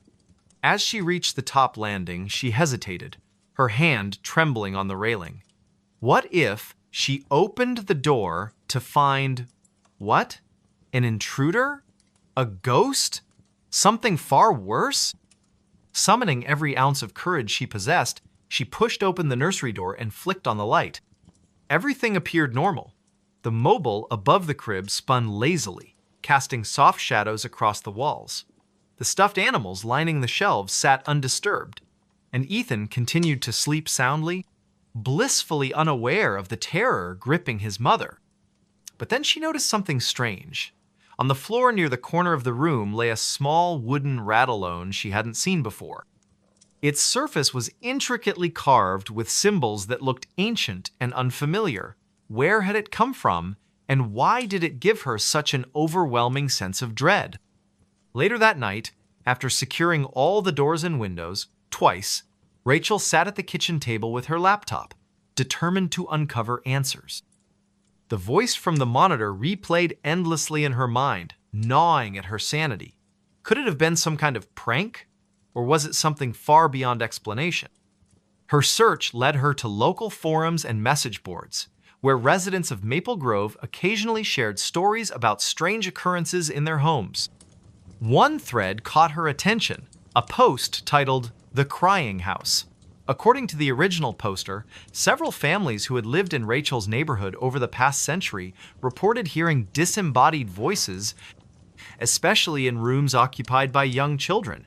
Some claimed the voices belonged to former inhabitants who had died tragically within the walls of those houses. Others suggested the land itself was cursed, haunted by spirits tied to the area's Native American history. As Rachel scrolled further, she found comments from people claiming to know specific details about her street. One commenter mentioned a family named Miller who had lived in her exact house decades earlier. Their youngest child, a boy named Timothy, had disappeared under mysterious circumstances. No trace of him was ever found, and the case remained unsolved. A chill ran down Rachel's spine as she read the final comment on the thread. "If you hear him calling, don't respond. He doesn't want help. He wants company." The next morning, Rachel decided to visit the local library to dig deeper into the history of her home. The librarian, a kindly older woman named Mrs. Peterson, greeted her warmly and offered assistance when Rachel explained her research goals. After rifling through dusty archives and yellowed newspaper clippings, they uncovered a series of articles detailing the disappearance of Timothy Miller. According to the reports, Timothy had been playing in his backyard one afternoon when he vanished without a trace. Witnesses claimed they saw a shadowy figure lurking near the edge of the woods behind the property, but no concrete evidence was ever found to support foul play. Over time, rumors circulated that Timothy's spirit still wandered the house, searching for closure, perhaps revenge. Mrs. Peterson leaned in closer, lowering her voice to a whisper. "People say the Millers tried everything to contact him," she said solemnly. "Psychics, seances, even exorcisms. Nothing worked. Eventually, they moved away, convinced the house was cursed." Rachel thanked the librarian and left the building feeling more uneasy than ever. If the voice on the monitor truly belonged to Timothy or whatever remained of him, what did it mean for her and Ethan? That evening, Rachel installed extra locks on all the doors and set up motion-activated cameras around the perimeter of the house. She also kept the baby monitor close at hand, refusing to let it out of her sight. Despite her precautions, the voice returned. This time, it spoke directly to Ethan. "Come play with me," it cooed, its tone deceptively sweet. "We'll have so much fun together." Rachel's heart nearly stopped as she rushed to the nursery, finding her son wide awake and staring blankly at the wall. His expression was eerily calm, almost trance-like. When she picked him up, he didn't cry or squirm as usual, he simply gazed at her with unblinking eyes. Desperate for guidance, Rachel reached out to a friend who specialized in paranormal investigations. Mark Thompson arrived the following day armed with equipment designed to detect supernatural activity. Together, they conducted a thorough sweep of the house, focusing particularly on the nursery. To their astonishment, the devices registered significant anomalies, cold spots, electromagnetic fluctuations, and faint whispers that seemed to emanate from nowhere. Mark warned Rachel that whatever presence lingered in her home was intelligent and potentially dangerous. "It knows you're onto it," he said gravely. "Be careful." Over the next few days, the disturbances escalated. Toys would move inexplicably across the floor. Lights flickered unpredictably, even when no one was home. And the voice on the monitor grew increasingly aggressive, taunting Rachel with cryptic messages meant to unsettle her. One night, unable to endure the torment any longer, Rachel decided to confront the entity head-on. Standing in the nursery with the baby monitor in hand, she addressed the empty space around her. "What do you want from us?" she demanded, her voice quivering despite her resolve. For a moment, there was silence. Then, the voice replied not through the monitor, but seemingly from everywhere at once. "He's mine now. You can't protect him forever." Tears streamed down Rachel's face as she clutched Ethan tightly to her chest. She realized then that staying in the house was no longer an option. Gathering their belongings, she fled with her son to stay with relatives in another state. Though the voice has since fallen silent, Rachel remains haunted by the memory of those nights. Every creak of the floorboards, every whisper of the wind reminds her of the wrong voice on the baby monitorand, the sinister force that sought to claim her child. He smiled from inside the closet, a tale of unrelenting fear. It was a damp, overcast afternoon in late November when Emily moved into her new apartment on the outskirts of Portland, Oregon. The building was old, its brick facade weathered by decades of rain and neglect, but the rent was affordable, and she needed a fresh start after leaving her previous job in Seattle. She had always been drawn to older places, their creaky floors and peeling wallpaper imbued with stories of lives long past. Yet, as she carried the last box through the front door, she couldn't shake the feeling that something about this particular apartment wasn't quite right. The unit itself was Modesta single bedroom, a small kitchenette, and a living room just large enough for her secondhand couch and coffee table. The walls were painted a faded cream color, and the hardwood floors groaned underfoot with every step. Despite the dim lighting filtering through the grimy windows, there was an undeniable charm to the spaceor, so she tried to convince herself. But it was the closet in the bedroom that caught her attention first. It was narrow and shallow, barely big enough to hang more than a few outfits, but something about it seemed off. As she unpacked her belongings, Emily found herself glancing at the closet door repeatedly, her unease growing with each passing hour. The wood paneling was scratched and warped, the brass handle tarnished with age. She told herself it was just her imagination playing tricks on her, the result of too many horror movies watched during sleepless nights. Still, she couldn't resist testing the door, pulling it open to reveal the cramped interior. Empty hangers swayed gently, though she hadn't touched them, and the faint smell of mildew lingered in the air. Shaking her head, she closed the door firmly and returned to her task. By evening, the rain had begun to fall, tapping softly against the window panes as twilight settled over the city. Emily sat cross-legged on the floor, sorting through a box of books and photographs, her mind drifting back to memories of her childhood home in Montana. The rhythmic patter of raindrops lulled her into a sense of calm, and for a moment, she almost forgot about the nagging discomfort the closet had stirred earlier. Almost. Then, just as she reached for another stack of papers, she heard a soft click, like the sound of a latch being released. Her fingers froze mid-motion, and she turned her head slowly toward the closet. The door stood slightly ajar, though she was certain she had closed it tightly before sitting down. "Probably just the wind," she murmured, forcing a nervous laugh. She rose to her feet and walked over to the closet, her socks whispering against the floorboards. With a deep breath, she pushed the door shut again, making sure it latched securely. Back on the floor, she resumed her unpacking, but the incident left her unsettled. Every few minutes, she glanced up at the closet, half expecting it to swing open once more. When nothing happened, she began to relax, chalking it up to the quirks of an aging building. By 9 o'clock, she decided to call it a night, stacking the remaining boxes in the corner and crawling into bed with a book to distract herself. The hours slipped by unnoticed until she finally turned off the lamp beside her bed. Darkness enveloped the room, broken only by the faint glow of the streetlights outside. As she lay there listening to the steady rhythm of the rain, she felt her eyelids grow heavy. Sleep came quickly, wrapping her in its comforting embrace. Or so she thought.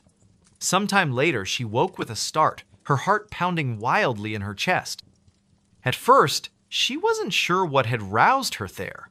There was no noise, no movement, just an oppressive silence that seemed to press down on her like a weight. Then, out of the corner of her eye, she saw it. A sliver of darkness where none should have been the closet door was open again. Emily sat bolt upright, her pulse racing. The room was pitch black, save for the pale light streaming through the window, casting eerie shadows across the walls. She stared at the closet, willing herself to believe it was just her imagination. After all, doors could open accidentally, couldn't they? Maybe the latch was faulty. Maybe. And then she saw it. A flicker of movement inside the closet, so subtle she almost missed it. Something shifted in the shadows, just beyond the reach of the light. Her breath hitched in her throat as she strained to see more clearly. Was someone in there? Had someone broken in while she slept? Summoning every ounce of courage, she reached for the lamp on her bedside table and switched it on. The sudden brightness illuminated the room, revealing the closet's empty interior. Nothing stirred within its confines, no sign of an intruder or anything out of place. Relief washed over her, followed immediately by confusion. If no one was there, why did she feel so uneasy? She climbed out of bed and approached the closet cautiously, her bare feet cold against the wooden floor. Reaching out, she pulled the door shut once more, ensuring it clicked firmly into place.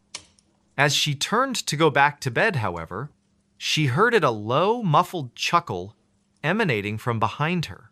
It was soft, almost imperceptible, but unmistakably human. Her blood ran cold as she spun around, her eyes darting toward the closet. The door remained closed, but the laughter continued, echoing faintly in the stillness of the room. "Who's there?" she demanded, her voice trembling. There was no response, only the sound of her own ragged breathing. She backed away slowly, her gaze fixed on the closet, until she bumped into the edge of her bed.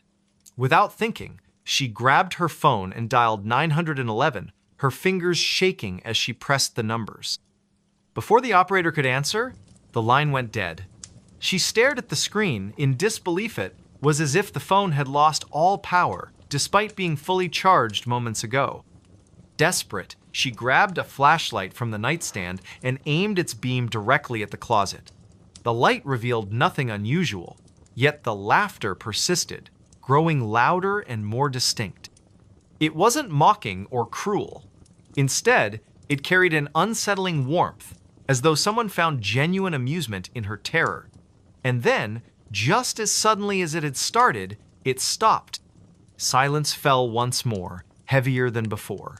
Emily sank onto the edge of her bed, clutching the flashlight like a lifeline. Her mind raced with possibilities, none of which offered any comfort. Was she losing her mind? Was this some kind of prank? Or was something truly haunting her new home? Unable to stay in the room any longer, she retreated to the living room, curling up on the couch with a blanket wrapped tightly around her shoulders. For the rest of the night, she kept the lights on, jumping at every creak and groan the building made. When morning finally arrived, she felt exhausted, both physically and emotionally drained. Determined to uncover the truth, Emily spent the following day investigating her apartment. She inspected the closet thoroughly, checking for hidden compartments or signs of tampering, but found nothing out of the ordinary. She even asked her neighbors if they had experienced anything strange, but they dismissed her concerns, attributing the noises to the building's age.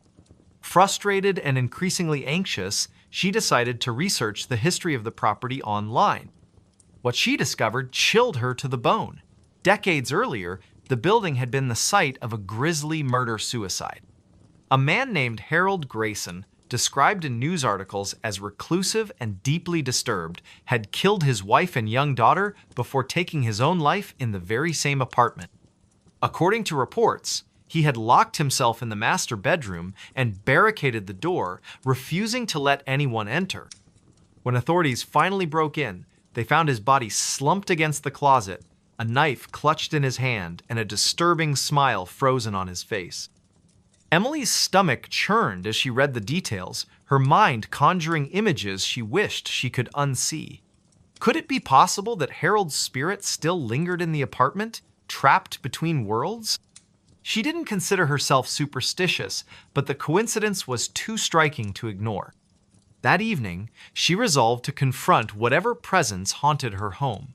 Armed with a camera and a digital recorder, she sat cross-legged on the floor of her bedroom, facing the closet. The atmosphere was tense, charged with an energy that made her skin prickle.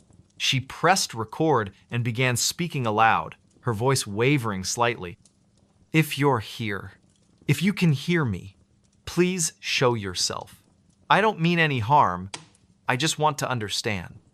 For several minutes, nothing happened. The room remained silent, the only sound the faint hum of the recorder. Just as she began to doubt her plan, the closet door creaked open slowly, inch by inch, until it stood wide. Emily's breath caught in her throat as she stared into the darkness, her grip tightening on the camera. From within the shadows, two pale eyes appeared, gleaming faintly in the dim light. They were accompanied by the unmistakable curve of a grin-wide, toothy, and utterly unnatural. "Harold?" she whispered, her voice barely audible. In response, the figure stepped forward, emerging fully into view. He was gaunt, his skin stretched taut over sunken cheeks, his hair matted and unkempt, his clothes were tattered, remnants of a bygone era, and his hands were stained with dried blood. But it was his smile that terrified her most, a grotesque caricature of joy, devoid of humanity. "You shouldn't have come here," he rasped, his voice a guttural blend of malice and sorrow. "This isn't your place." Emily scrambled backward, dropping the camera as she fumbled for her phone. Her fingers trembled as she dialed emergency services, but the call failed to connect. Harold advanced steadily, his grin widening with each step. "You can't leave," he said, his tone almost playful. "Not after seeing me."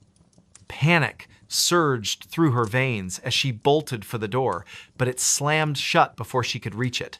Trapped, she turned to face him, tears streaming down her face. "Please," she begged, her voice cracking. "I didn't know. I swear I didn't know." Harold tilted his head, studying her with an expression of detached curiosity. "Too late?" he murmured, raising a bloody hand toward her. "Now you'll stay with us." The world dissolved into chaos. Emily screamed, clawing at the door in a futile attempt to escape, but her efforts were in vain. The last thing she saw before darkness claimed her was Harold's smile bright, unyielding, and utterly triumphant. Weeks later, the apartment sat empty, its windows boarded up and its halls silent. Neighbors whispered about the tragedy, speculating about the young woman who had vanished without a trace. Some claimed to hear faint laughter coming from the unit late at night, while others reported seeing a shadowy figure standing in the window. No one dared to investigate further. And deep within the walls of the old building, Harold Grayson smiled contentedly, knowing he would never be alone again. They moved out. Something stayed. It was late spring in the small town of Black Hollow, a quiet community nestled in the rolling hills of Ohio. The air carried the scent of blooming wildflowers, and the sun hung low in the sky, casting golden rays over the rows of modest houses that lined the streets. Among these homes stood 42 Maplewood Lane, a weathered Victorian house with peeling white paint and crooked shutters. For decades, it had been the residence of the Thompson family parents, 2 children, and their aging dog Bud. Now, it sat empty, its windows dark and its porch sagging under the weight of neglect. The Thompsons had moved out abruptly, leaving behind whispers among the neighbors. No one knew exactly why they left, only that they had packed up overnight and vanished without a word. Some said it was because of financial troubles. Others claimed the house was haunted. Whatever the reason, the property remained unoccupied for months, its presence growing more ominous with each passing day. Then came Emma Dawson, a young woman in her late 20s who had inherited the house from a distant relative she barely remembered. A freelance photographer by trade, Emma was drawn to the idea of solitude, a chance to escape the chaos of city life and focus on her work. She arrived at the house one cloudy afternoon, her car loaded with boxes and camera equipment. As she stepped out of the vehicle, she couldn't shake the feeling that something about the place felt off. The air seemed heavier here, the silence almost oppressive. Still, she reminded herself that old houses often had quirks, and this one would be no different. "It's just an old house," she muttered under her breath, though her voice lacked conviction. "Nothing to worry about." Unlocking the front door, Emma stepped inside, her footsteps echoing on the creaky wooden floors. The interior was dim, the sunlight filtering weakly through dusty curtains. Cobwebs clung to the corners of the ceiling, and a thin layer of grime coated every surface. Boxes were stacked haphazardly in the living room, remnants of the previous owner's hasty departure. Emma set down her bag and began unpacking, determined to make the space livable. As she worked, she noticed strange details about the house scratches on the walls that looked too deliberate to be accidental, faint scorch marks on the carpet, and a peculiar odor that lingered despite her efforts to air out the rooms. By nightfall, she had made some progress, but exhaustion crept in quickly. Deciding to call it a night, she lit a few candles and settled onto the couch with a cup of tea. Outside, the wind howled through the trees, rattling the loose shutters and sending shadows dancing across the walls. That's when she heard the first sound that would haunt her nights to come. A soft thud came from upstairs, followed by the unmistakable creak of floorboards. Emma froze, her teacup halfway to her lips. "Hello?" she called out, her voice trembling slightly. No response. She told herself it was probably just the house settling, but the unease gnawing at her stomach wouldn't subside. Setting aside her tea, she grabbed a flashlight and cautiously climbed the staircase. Each step groaned beneath her weight, amplifying the tension coiling in her chest. At the top, she found herself facing a long hallway lined with closed doors. One of them stood slightly ajar, a sliver of moonlight spilling through the gap. Her heart pounded as she approached, pushing the door open with a trembling hand. Inside was an empty bedroom, its walls bare except for a single faded photograph hanging askew. The image depicted a family smiling stiffly at the camera, mother, father, and 2 children. Something about their expressions unsettled her, as if they were hiding a secret too terrible to share. Before she could examine it further, a cold breeze swept through the room, extinguishing the candle she had brought with her.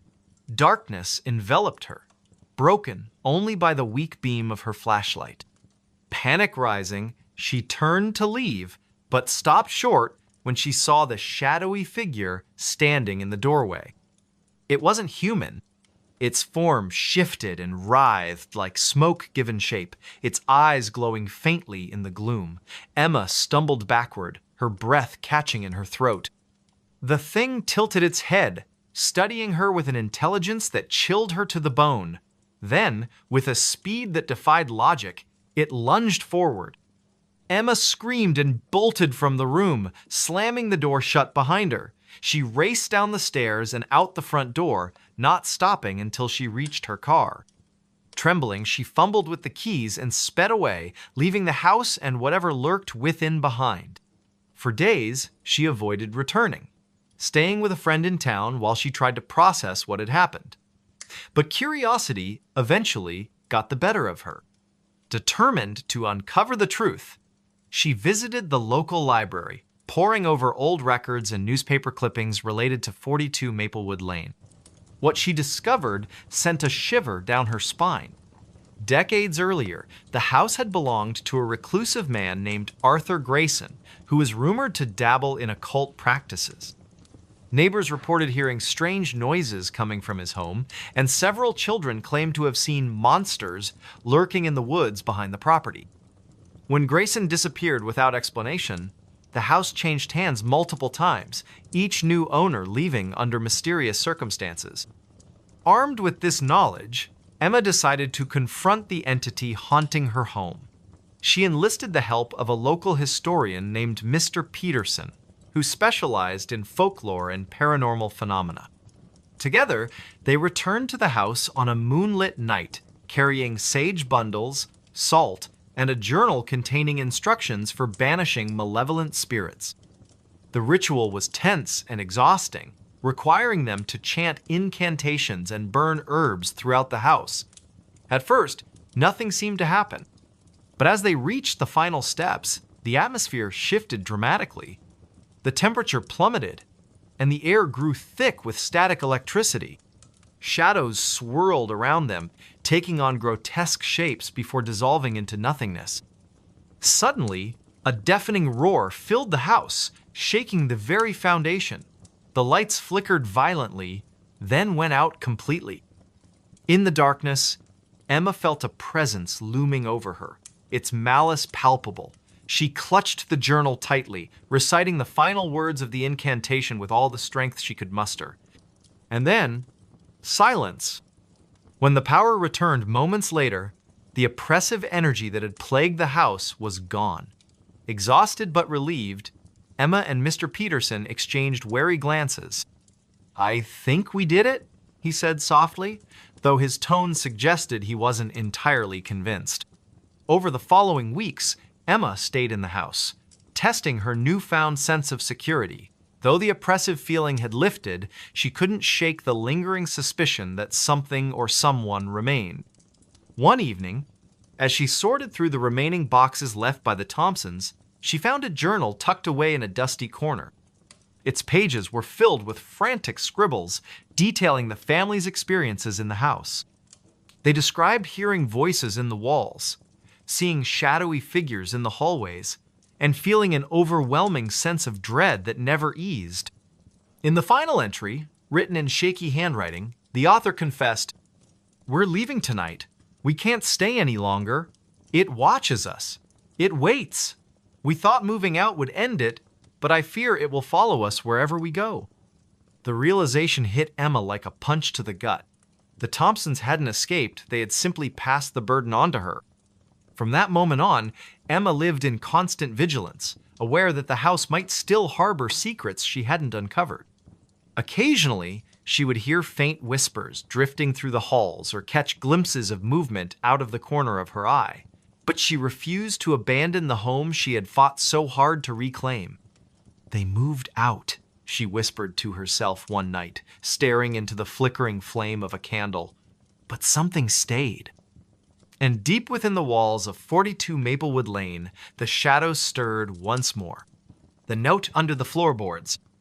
Late one October evening, in a small town nestled deep within the Appalachian Mountains of West Virginia, a man named Daniel Harper found himself alone in his late grandmother's creaky old house. The air was thick with the scent of damp wood and aged paper, and the faint hum of insects echoed through the cracks in the walls. It had been years since he last visited this place, but after her passing, Daniel felt an inexplicable pull to return, as if some unseen force was calling him back to uncover something long buried. The house stood at the end of a winding dirt road, surrounded by towering oak trees whose skeletal branches clawed at the darkening sky. Its weathered exterior bore the marks of time-peeling paint, sagging shutters, and a porch that groaned under even the slightest weight. Inside, things were no better.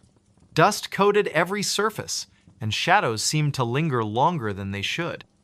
The electricity hadn't worked for years, so Daniel relied on oil lamps scattered throughout the house to fend off the encroaching darkness. It was during his second night there that it happened. Daniel had decided to clean out the attic, a task he'd been avoiding since arriving. As he shuffled through boxes filled with yellowed photographs and forgotten trinkets, he noticed a loose floorboard near the far corner of the room. At first, he thought nothing of it, just another sign of the house's decay, but curiosity got the better of him. Kneeling down, he pried the warped plank up with a crowbar he'd brought along. Beneath the board lay a single sheet of paper, folded neatly into quarters. His heart thudded in his chest as he picked it up, the texture rough against his fingertips. Unfolding it revealed handwriting scrawled in faded ink, the letters shaky yet deliberate. The note read, "If you've found this, then I am already gone. They are here watching from the woods. Do not trust them. Burn the house before it spreads further." A chill ran down Daniel's spine as he stared at the cryptic message. Who wrote this? And what did they mean by they? He tried to shake off the unease settling over him, telling himself it was probably just some prank left behind by a mischievous relative decades ago. But deep down, he couldn't ignore the gnawing feeling that something wasn't right. That night, sleep eluded him. Every creak of the house sounded louder, every shadow darker. Around midnight, he heard a soft tapping coming from somewhere below. At first, he convinced himself it was just the wind rattling the windows or branches brushing against the siding. But when the sound grew more insistent, almost rhythmic, he knew it wasn't natural. Gripping the flashlight tightly, Daniel descended the narrow staircase leading to the main floor. The beam of light cut through the oppressive gloom, revealing empty rooms and cobwebbed corners. The tapping led him to the living room, where the source seemed to emanate from beneath the floorboards. His pulse quickened as he knelt down and examined the wooden planks. One of them shifted slightly when he pressed on it, revealing another hidden compartment. Inside, he found another note, identical in appearance to the first. This one read, "You shouldn't have come back. Leave while you still can. Once they know you're here, there will be no escape." Panic bubbled up inside him, but he forced himself to stay calm. "This is ridiculous," he muttered aloud, trying to reassure himself. "Just someone messing with me." Yet, as he stood there in the dim light, he couldn't shake the sensation of being watched. Slowly, he turned toward the window and froze. Through the glass, barely visible in the moonlight, stood a figure cloaked in shadow. It didn't move, didn't make a sound, but its presence was undeniable. Daniel blinked, certain his eyes were playing tricks on him, but when he looked again, it was still there. Instinctively, he took a step back, knocking over a nearby lamp.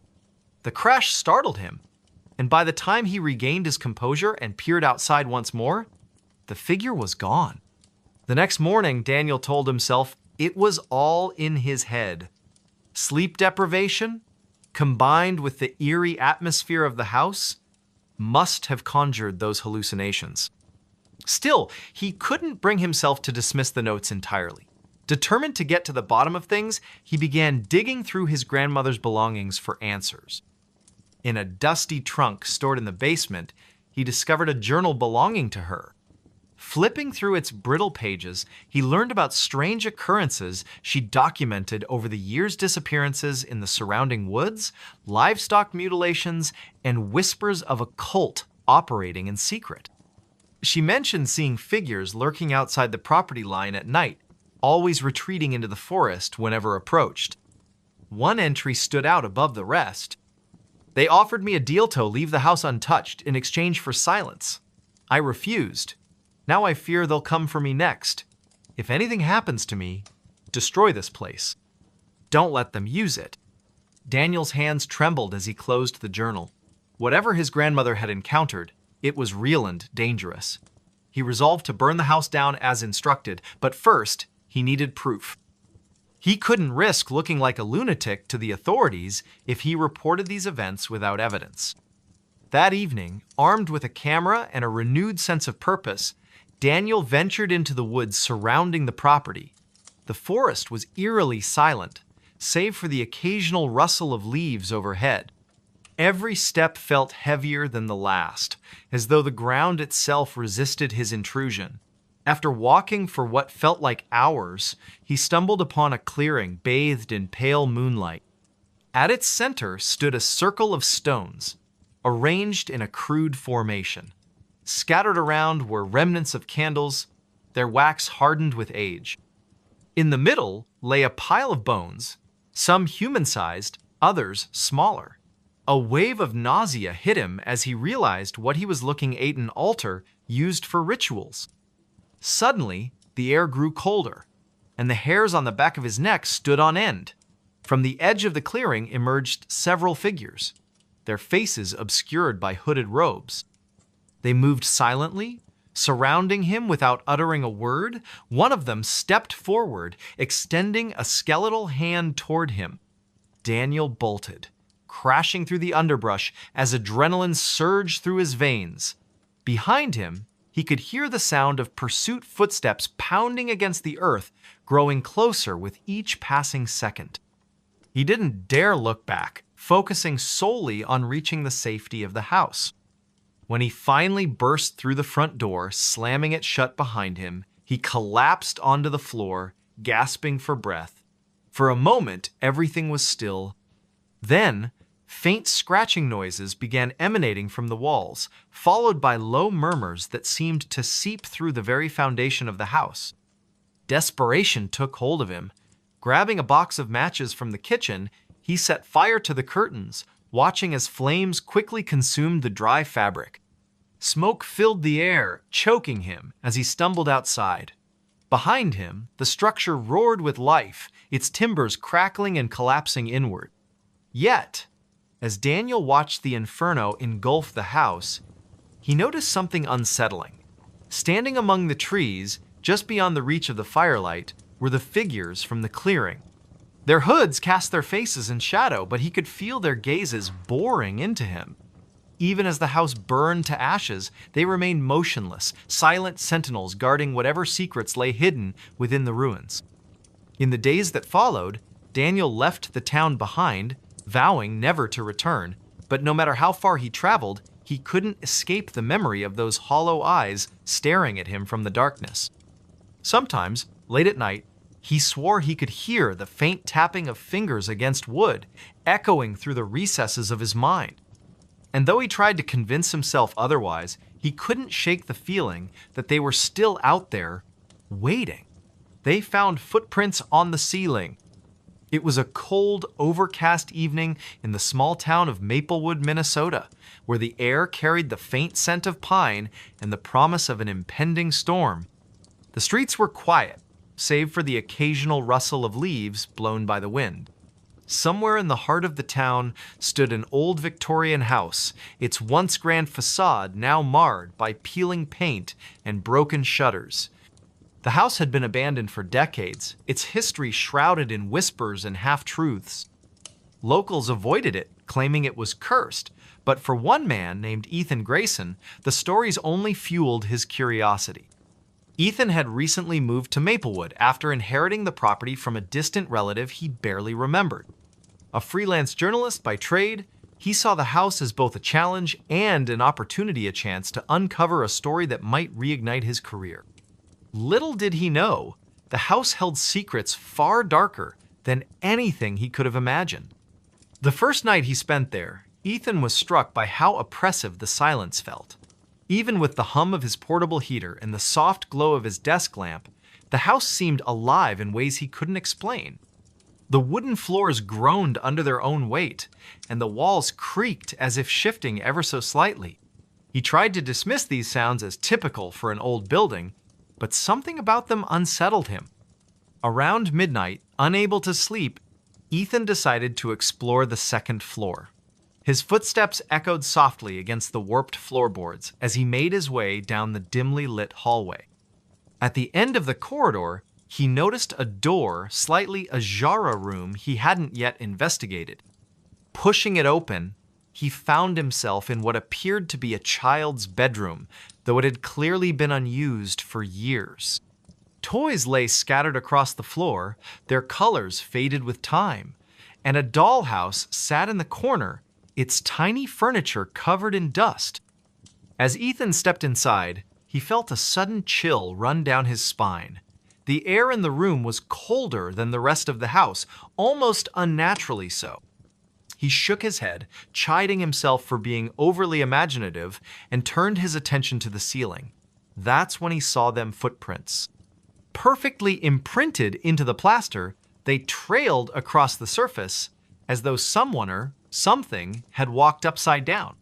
His breath caught in his throat. For a moment, he thought his eyes were deceiving him, but no matter how many times he blinked or tilted his head, the prints remained. They were small, like those of a child, but their placement defied logic. Or what could leave such marks? And why here, in this room? Overwhelmed by a mix of fear and fascination, Ethan snapped several photos of the footprints with his phone. He told himself he would analyze them later, perhaps even show them to someone who might have an explanation. But deep down, he knew there was no rational answer for what he was seeing.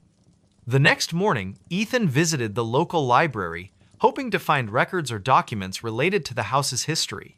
The librarian, an elderly woman named Mrs. Hargrove, greeted him with a wary smile. "You're staying at the old Grayson place, aren't you?" she asked, her tone tinged with concern. Yes, Ethan replied cautiously. Do you know much about it? Mrs. Hargrove hesitated before answering, glancing around as if afraid someone might overhear. That house has a troubled past, she said finally. Back in the 50s, a family lived there, the Millers. They had a daughter, Emily, who disappeared one night without a trace. Some say she ran away, others believe something unnatural took her. Ethan's stomach tightened. What happened to the family? They left soon after, Mrs. Hargrove continued. Couldn't bear to stay in the house any longer. People claimed they heard strange noises coming from upstairs, footsteps, laughter, crying, but no one ever saw anyone. After that, the house sat empty for years. Armed with this new information, Ethan returned home, his mind racing with possibilities. Could the footprints belong to Emily? Was her spirit still trapped within the house? Or was there something else entirely at play? That night, determined to get answers, Ethan set up a voice recorder and a camera in the child's bedroom. He positioned the equipment carefully, making sure to capture every angle of the room, then retreated to the hallway, leaving the door cracked open just enough to keep an eye on things. Hours passed uneventfully, lulling Ethan into a false sense of security. Just as he began to nod off, a loud thump jolted him awake. Heart pounding, he rushed back to the room and froze at the threshold. The footprints on the ceiling had multiplied, spreading out in chaotic patterns. Worse still, fresh scuff marks now marred the walls, as though something had clawed its way across the surface. A low, guttural growl emanated from the shadows, sending a shiver down Ethan's spine. He reached for the flashlight clipped to his belt, but before he could turn it on, the room plunged into darkness. The cameras and recorder went dead simultaneously, their screens blank and lifeless. "Who's there?" Ethan called out, his voice trembling despite his efforts to sound brave. There was no response, only the sound of heavy breathing growing louder and closer. Slowly, he backed away, his eyes straining to adjust to the pitch blackness. Then came the footsteps, not on the floor, but above him, moving deliberately across the ceiling. Each step resonated through the room, accompanied by a faint scraping noise that made Ethan's skin crawl. He stumbled backward, tripping over a forgotten toy and landing hard on the floor. Suddenly, the lights flickered back on, revealing the room exactly as it had been before untouched, save for the additional footprints now covering every inch of the ceiling. The cameras and recorder sprang to life again, their displays blinking erratically. Desperate for answers, Ethan grabbed the devices and fled downstairs, locking himself in the kitchen until dawn. When morning finally arrived, Ethan reviewed the footage, hoping to find some clue about what had happened. To his horror, the recordings showed nothing unusual, just static-filled frames and garbled audio. Yet, amidst the distortion, he caught glimpses of movement too quick to identify, shadowy figures darting just out of view. Unable to shake the feeling that he was being watched, Ethan decided to dig deeper. He contacted a historian named Dr. Lewis, who specialized in paranormal phenomena. After hearing Ethan's account, Dr. Lewis agreed to visit the house the following evening. Dr. Lewis arrived promptly at sunset, carrying a bag filled with equipment designed to detect supernatural activity. Together, they conducted a thorough investigation, setting up motion sensors, thermal scanners, and electromagnetic field detectors throughout the house. As they worked, Ethan recounted everything he'd experienced, including the footprints and the eerie footsteps. "I've seen cases like this before," Dr. Lewis admitted grimly. "Sometimes, places become conduits for entities we can't fully understand. If your theory about the missing girl is correct, it's possible her energy is trapped here, manifesting in disturbing ways." Their conversation was cut short by a sudden drop in temperature. The lights flickered violently, casting the room into intermittent darkness. One of the thermal scanners emitted a high-pitched whine, its screen flashing wildly. "Something's here," Dr. Lewis whispered, his voice tight with tension. Before either of them could react, the unmistakable sound of footsteps thundered overhead. This time, however, they weren't confined to the child's bedroom. They echoed throughout the entire house, growing louder and faster with each passing second. Ethan and Dr. Lewis exchanged a panicked glance before bolting toward the front door. But as they reached the threshold, the handle refused to budge, no matter how hard they pulled. Behind them, the footsteps grew deafening, shaking the very foundation of the house. In a final act of desperation, Ethan grabbed a nearby chair and hurled it at the nearest window. Glass shattered and freezing air rushed in, momentarily drowning out the cacophony. Without hesitation, they scrambled outside.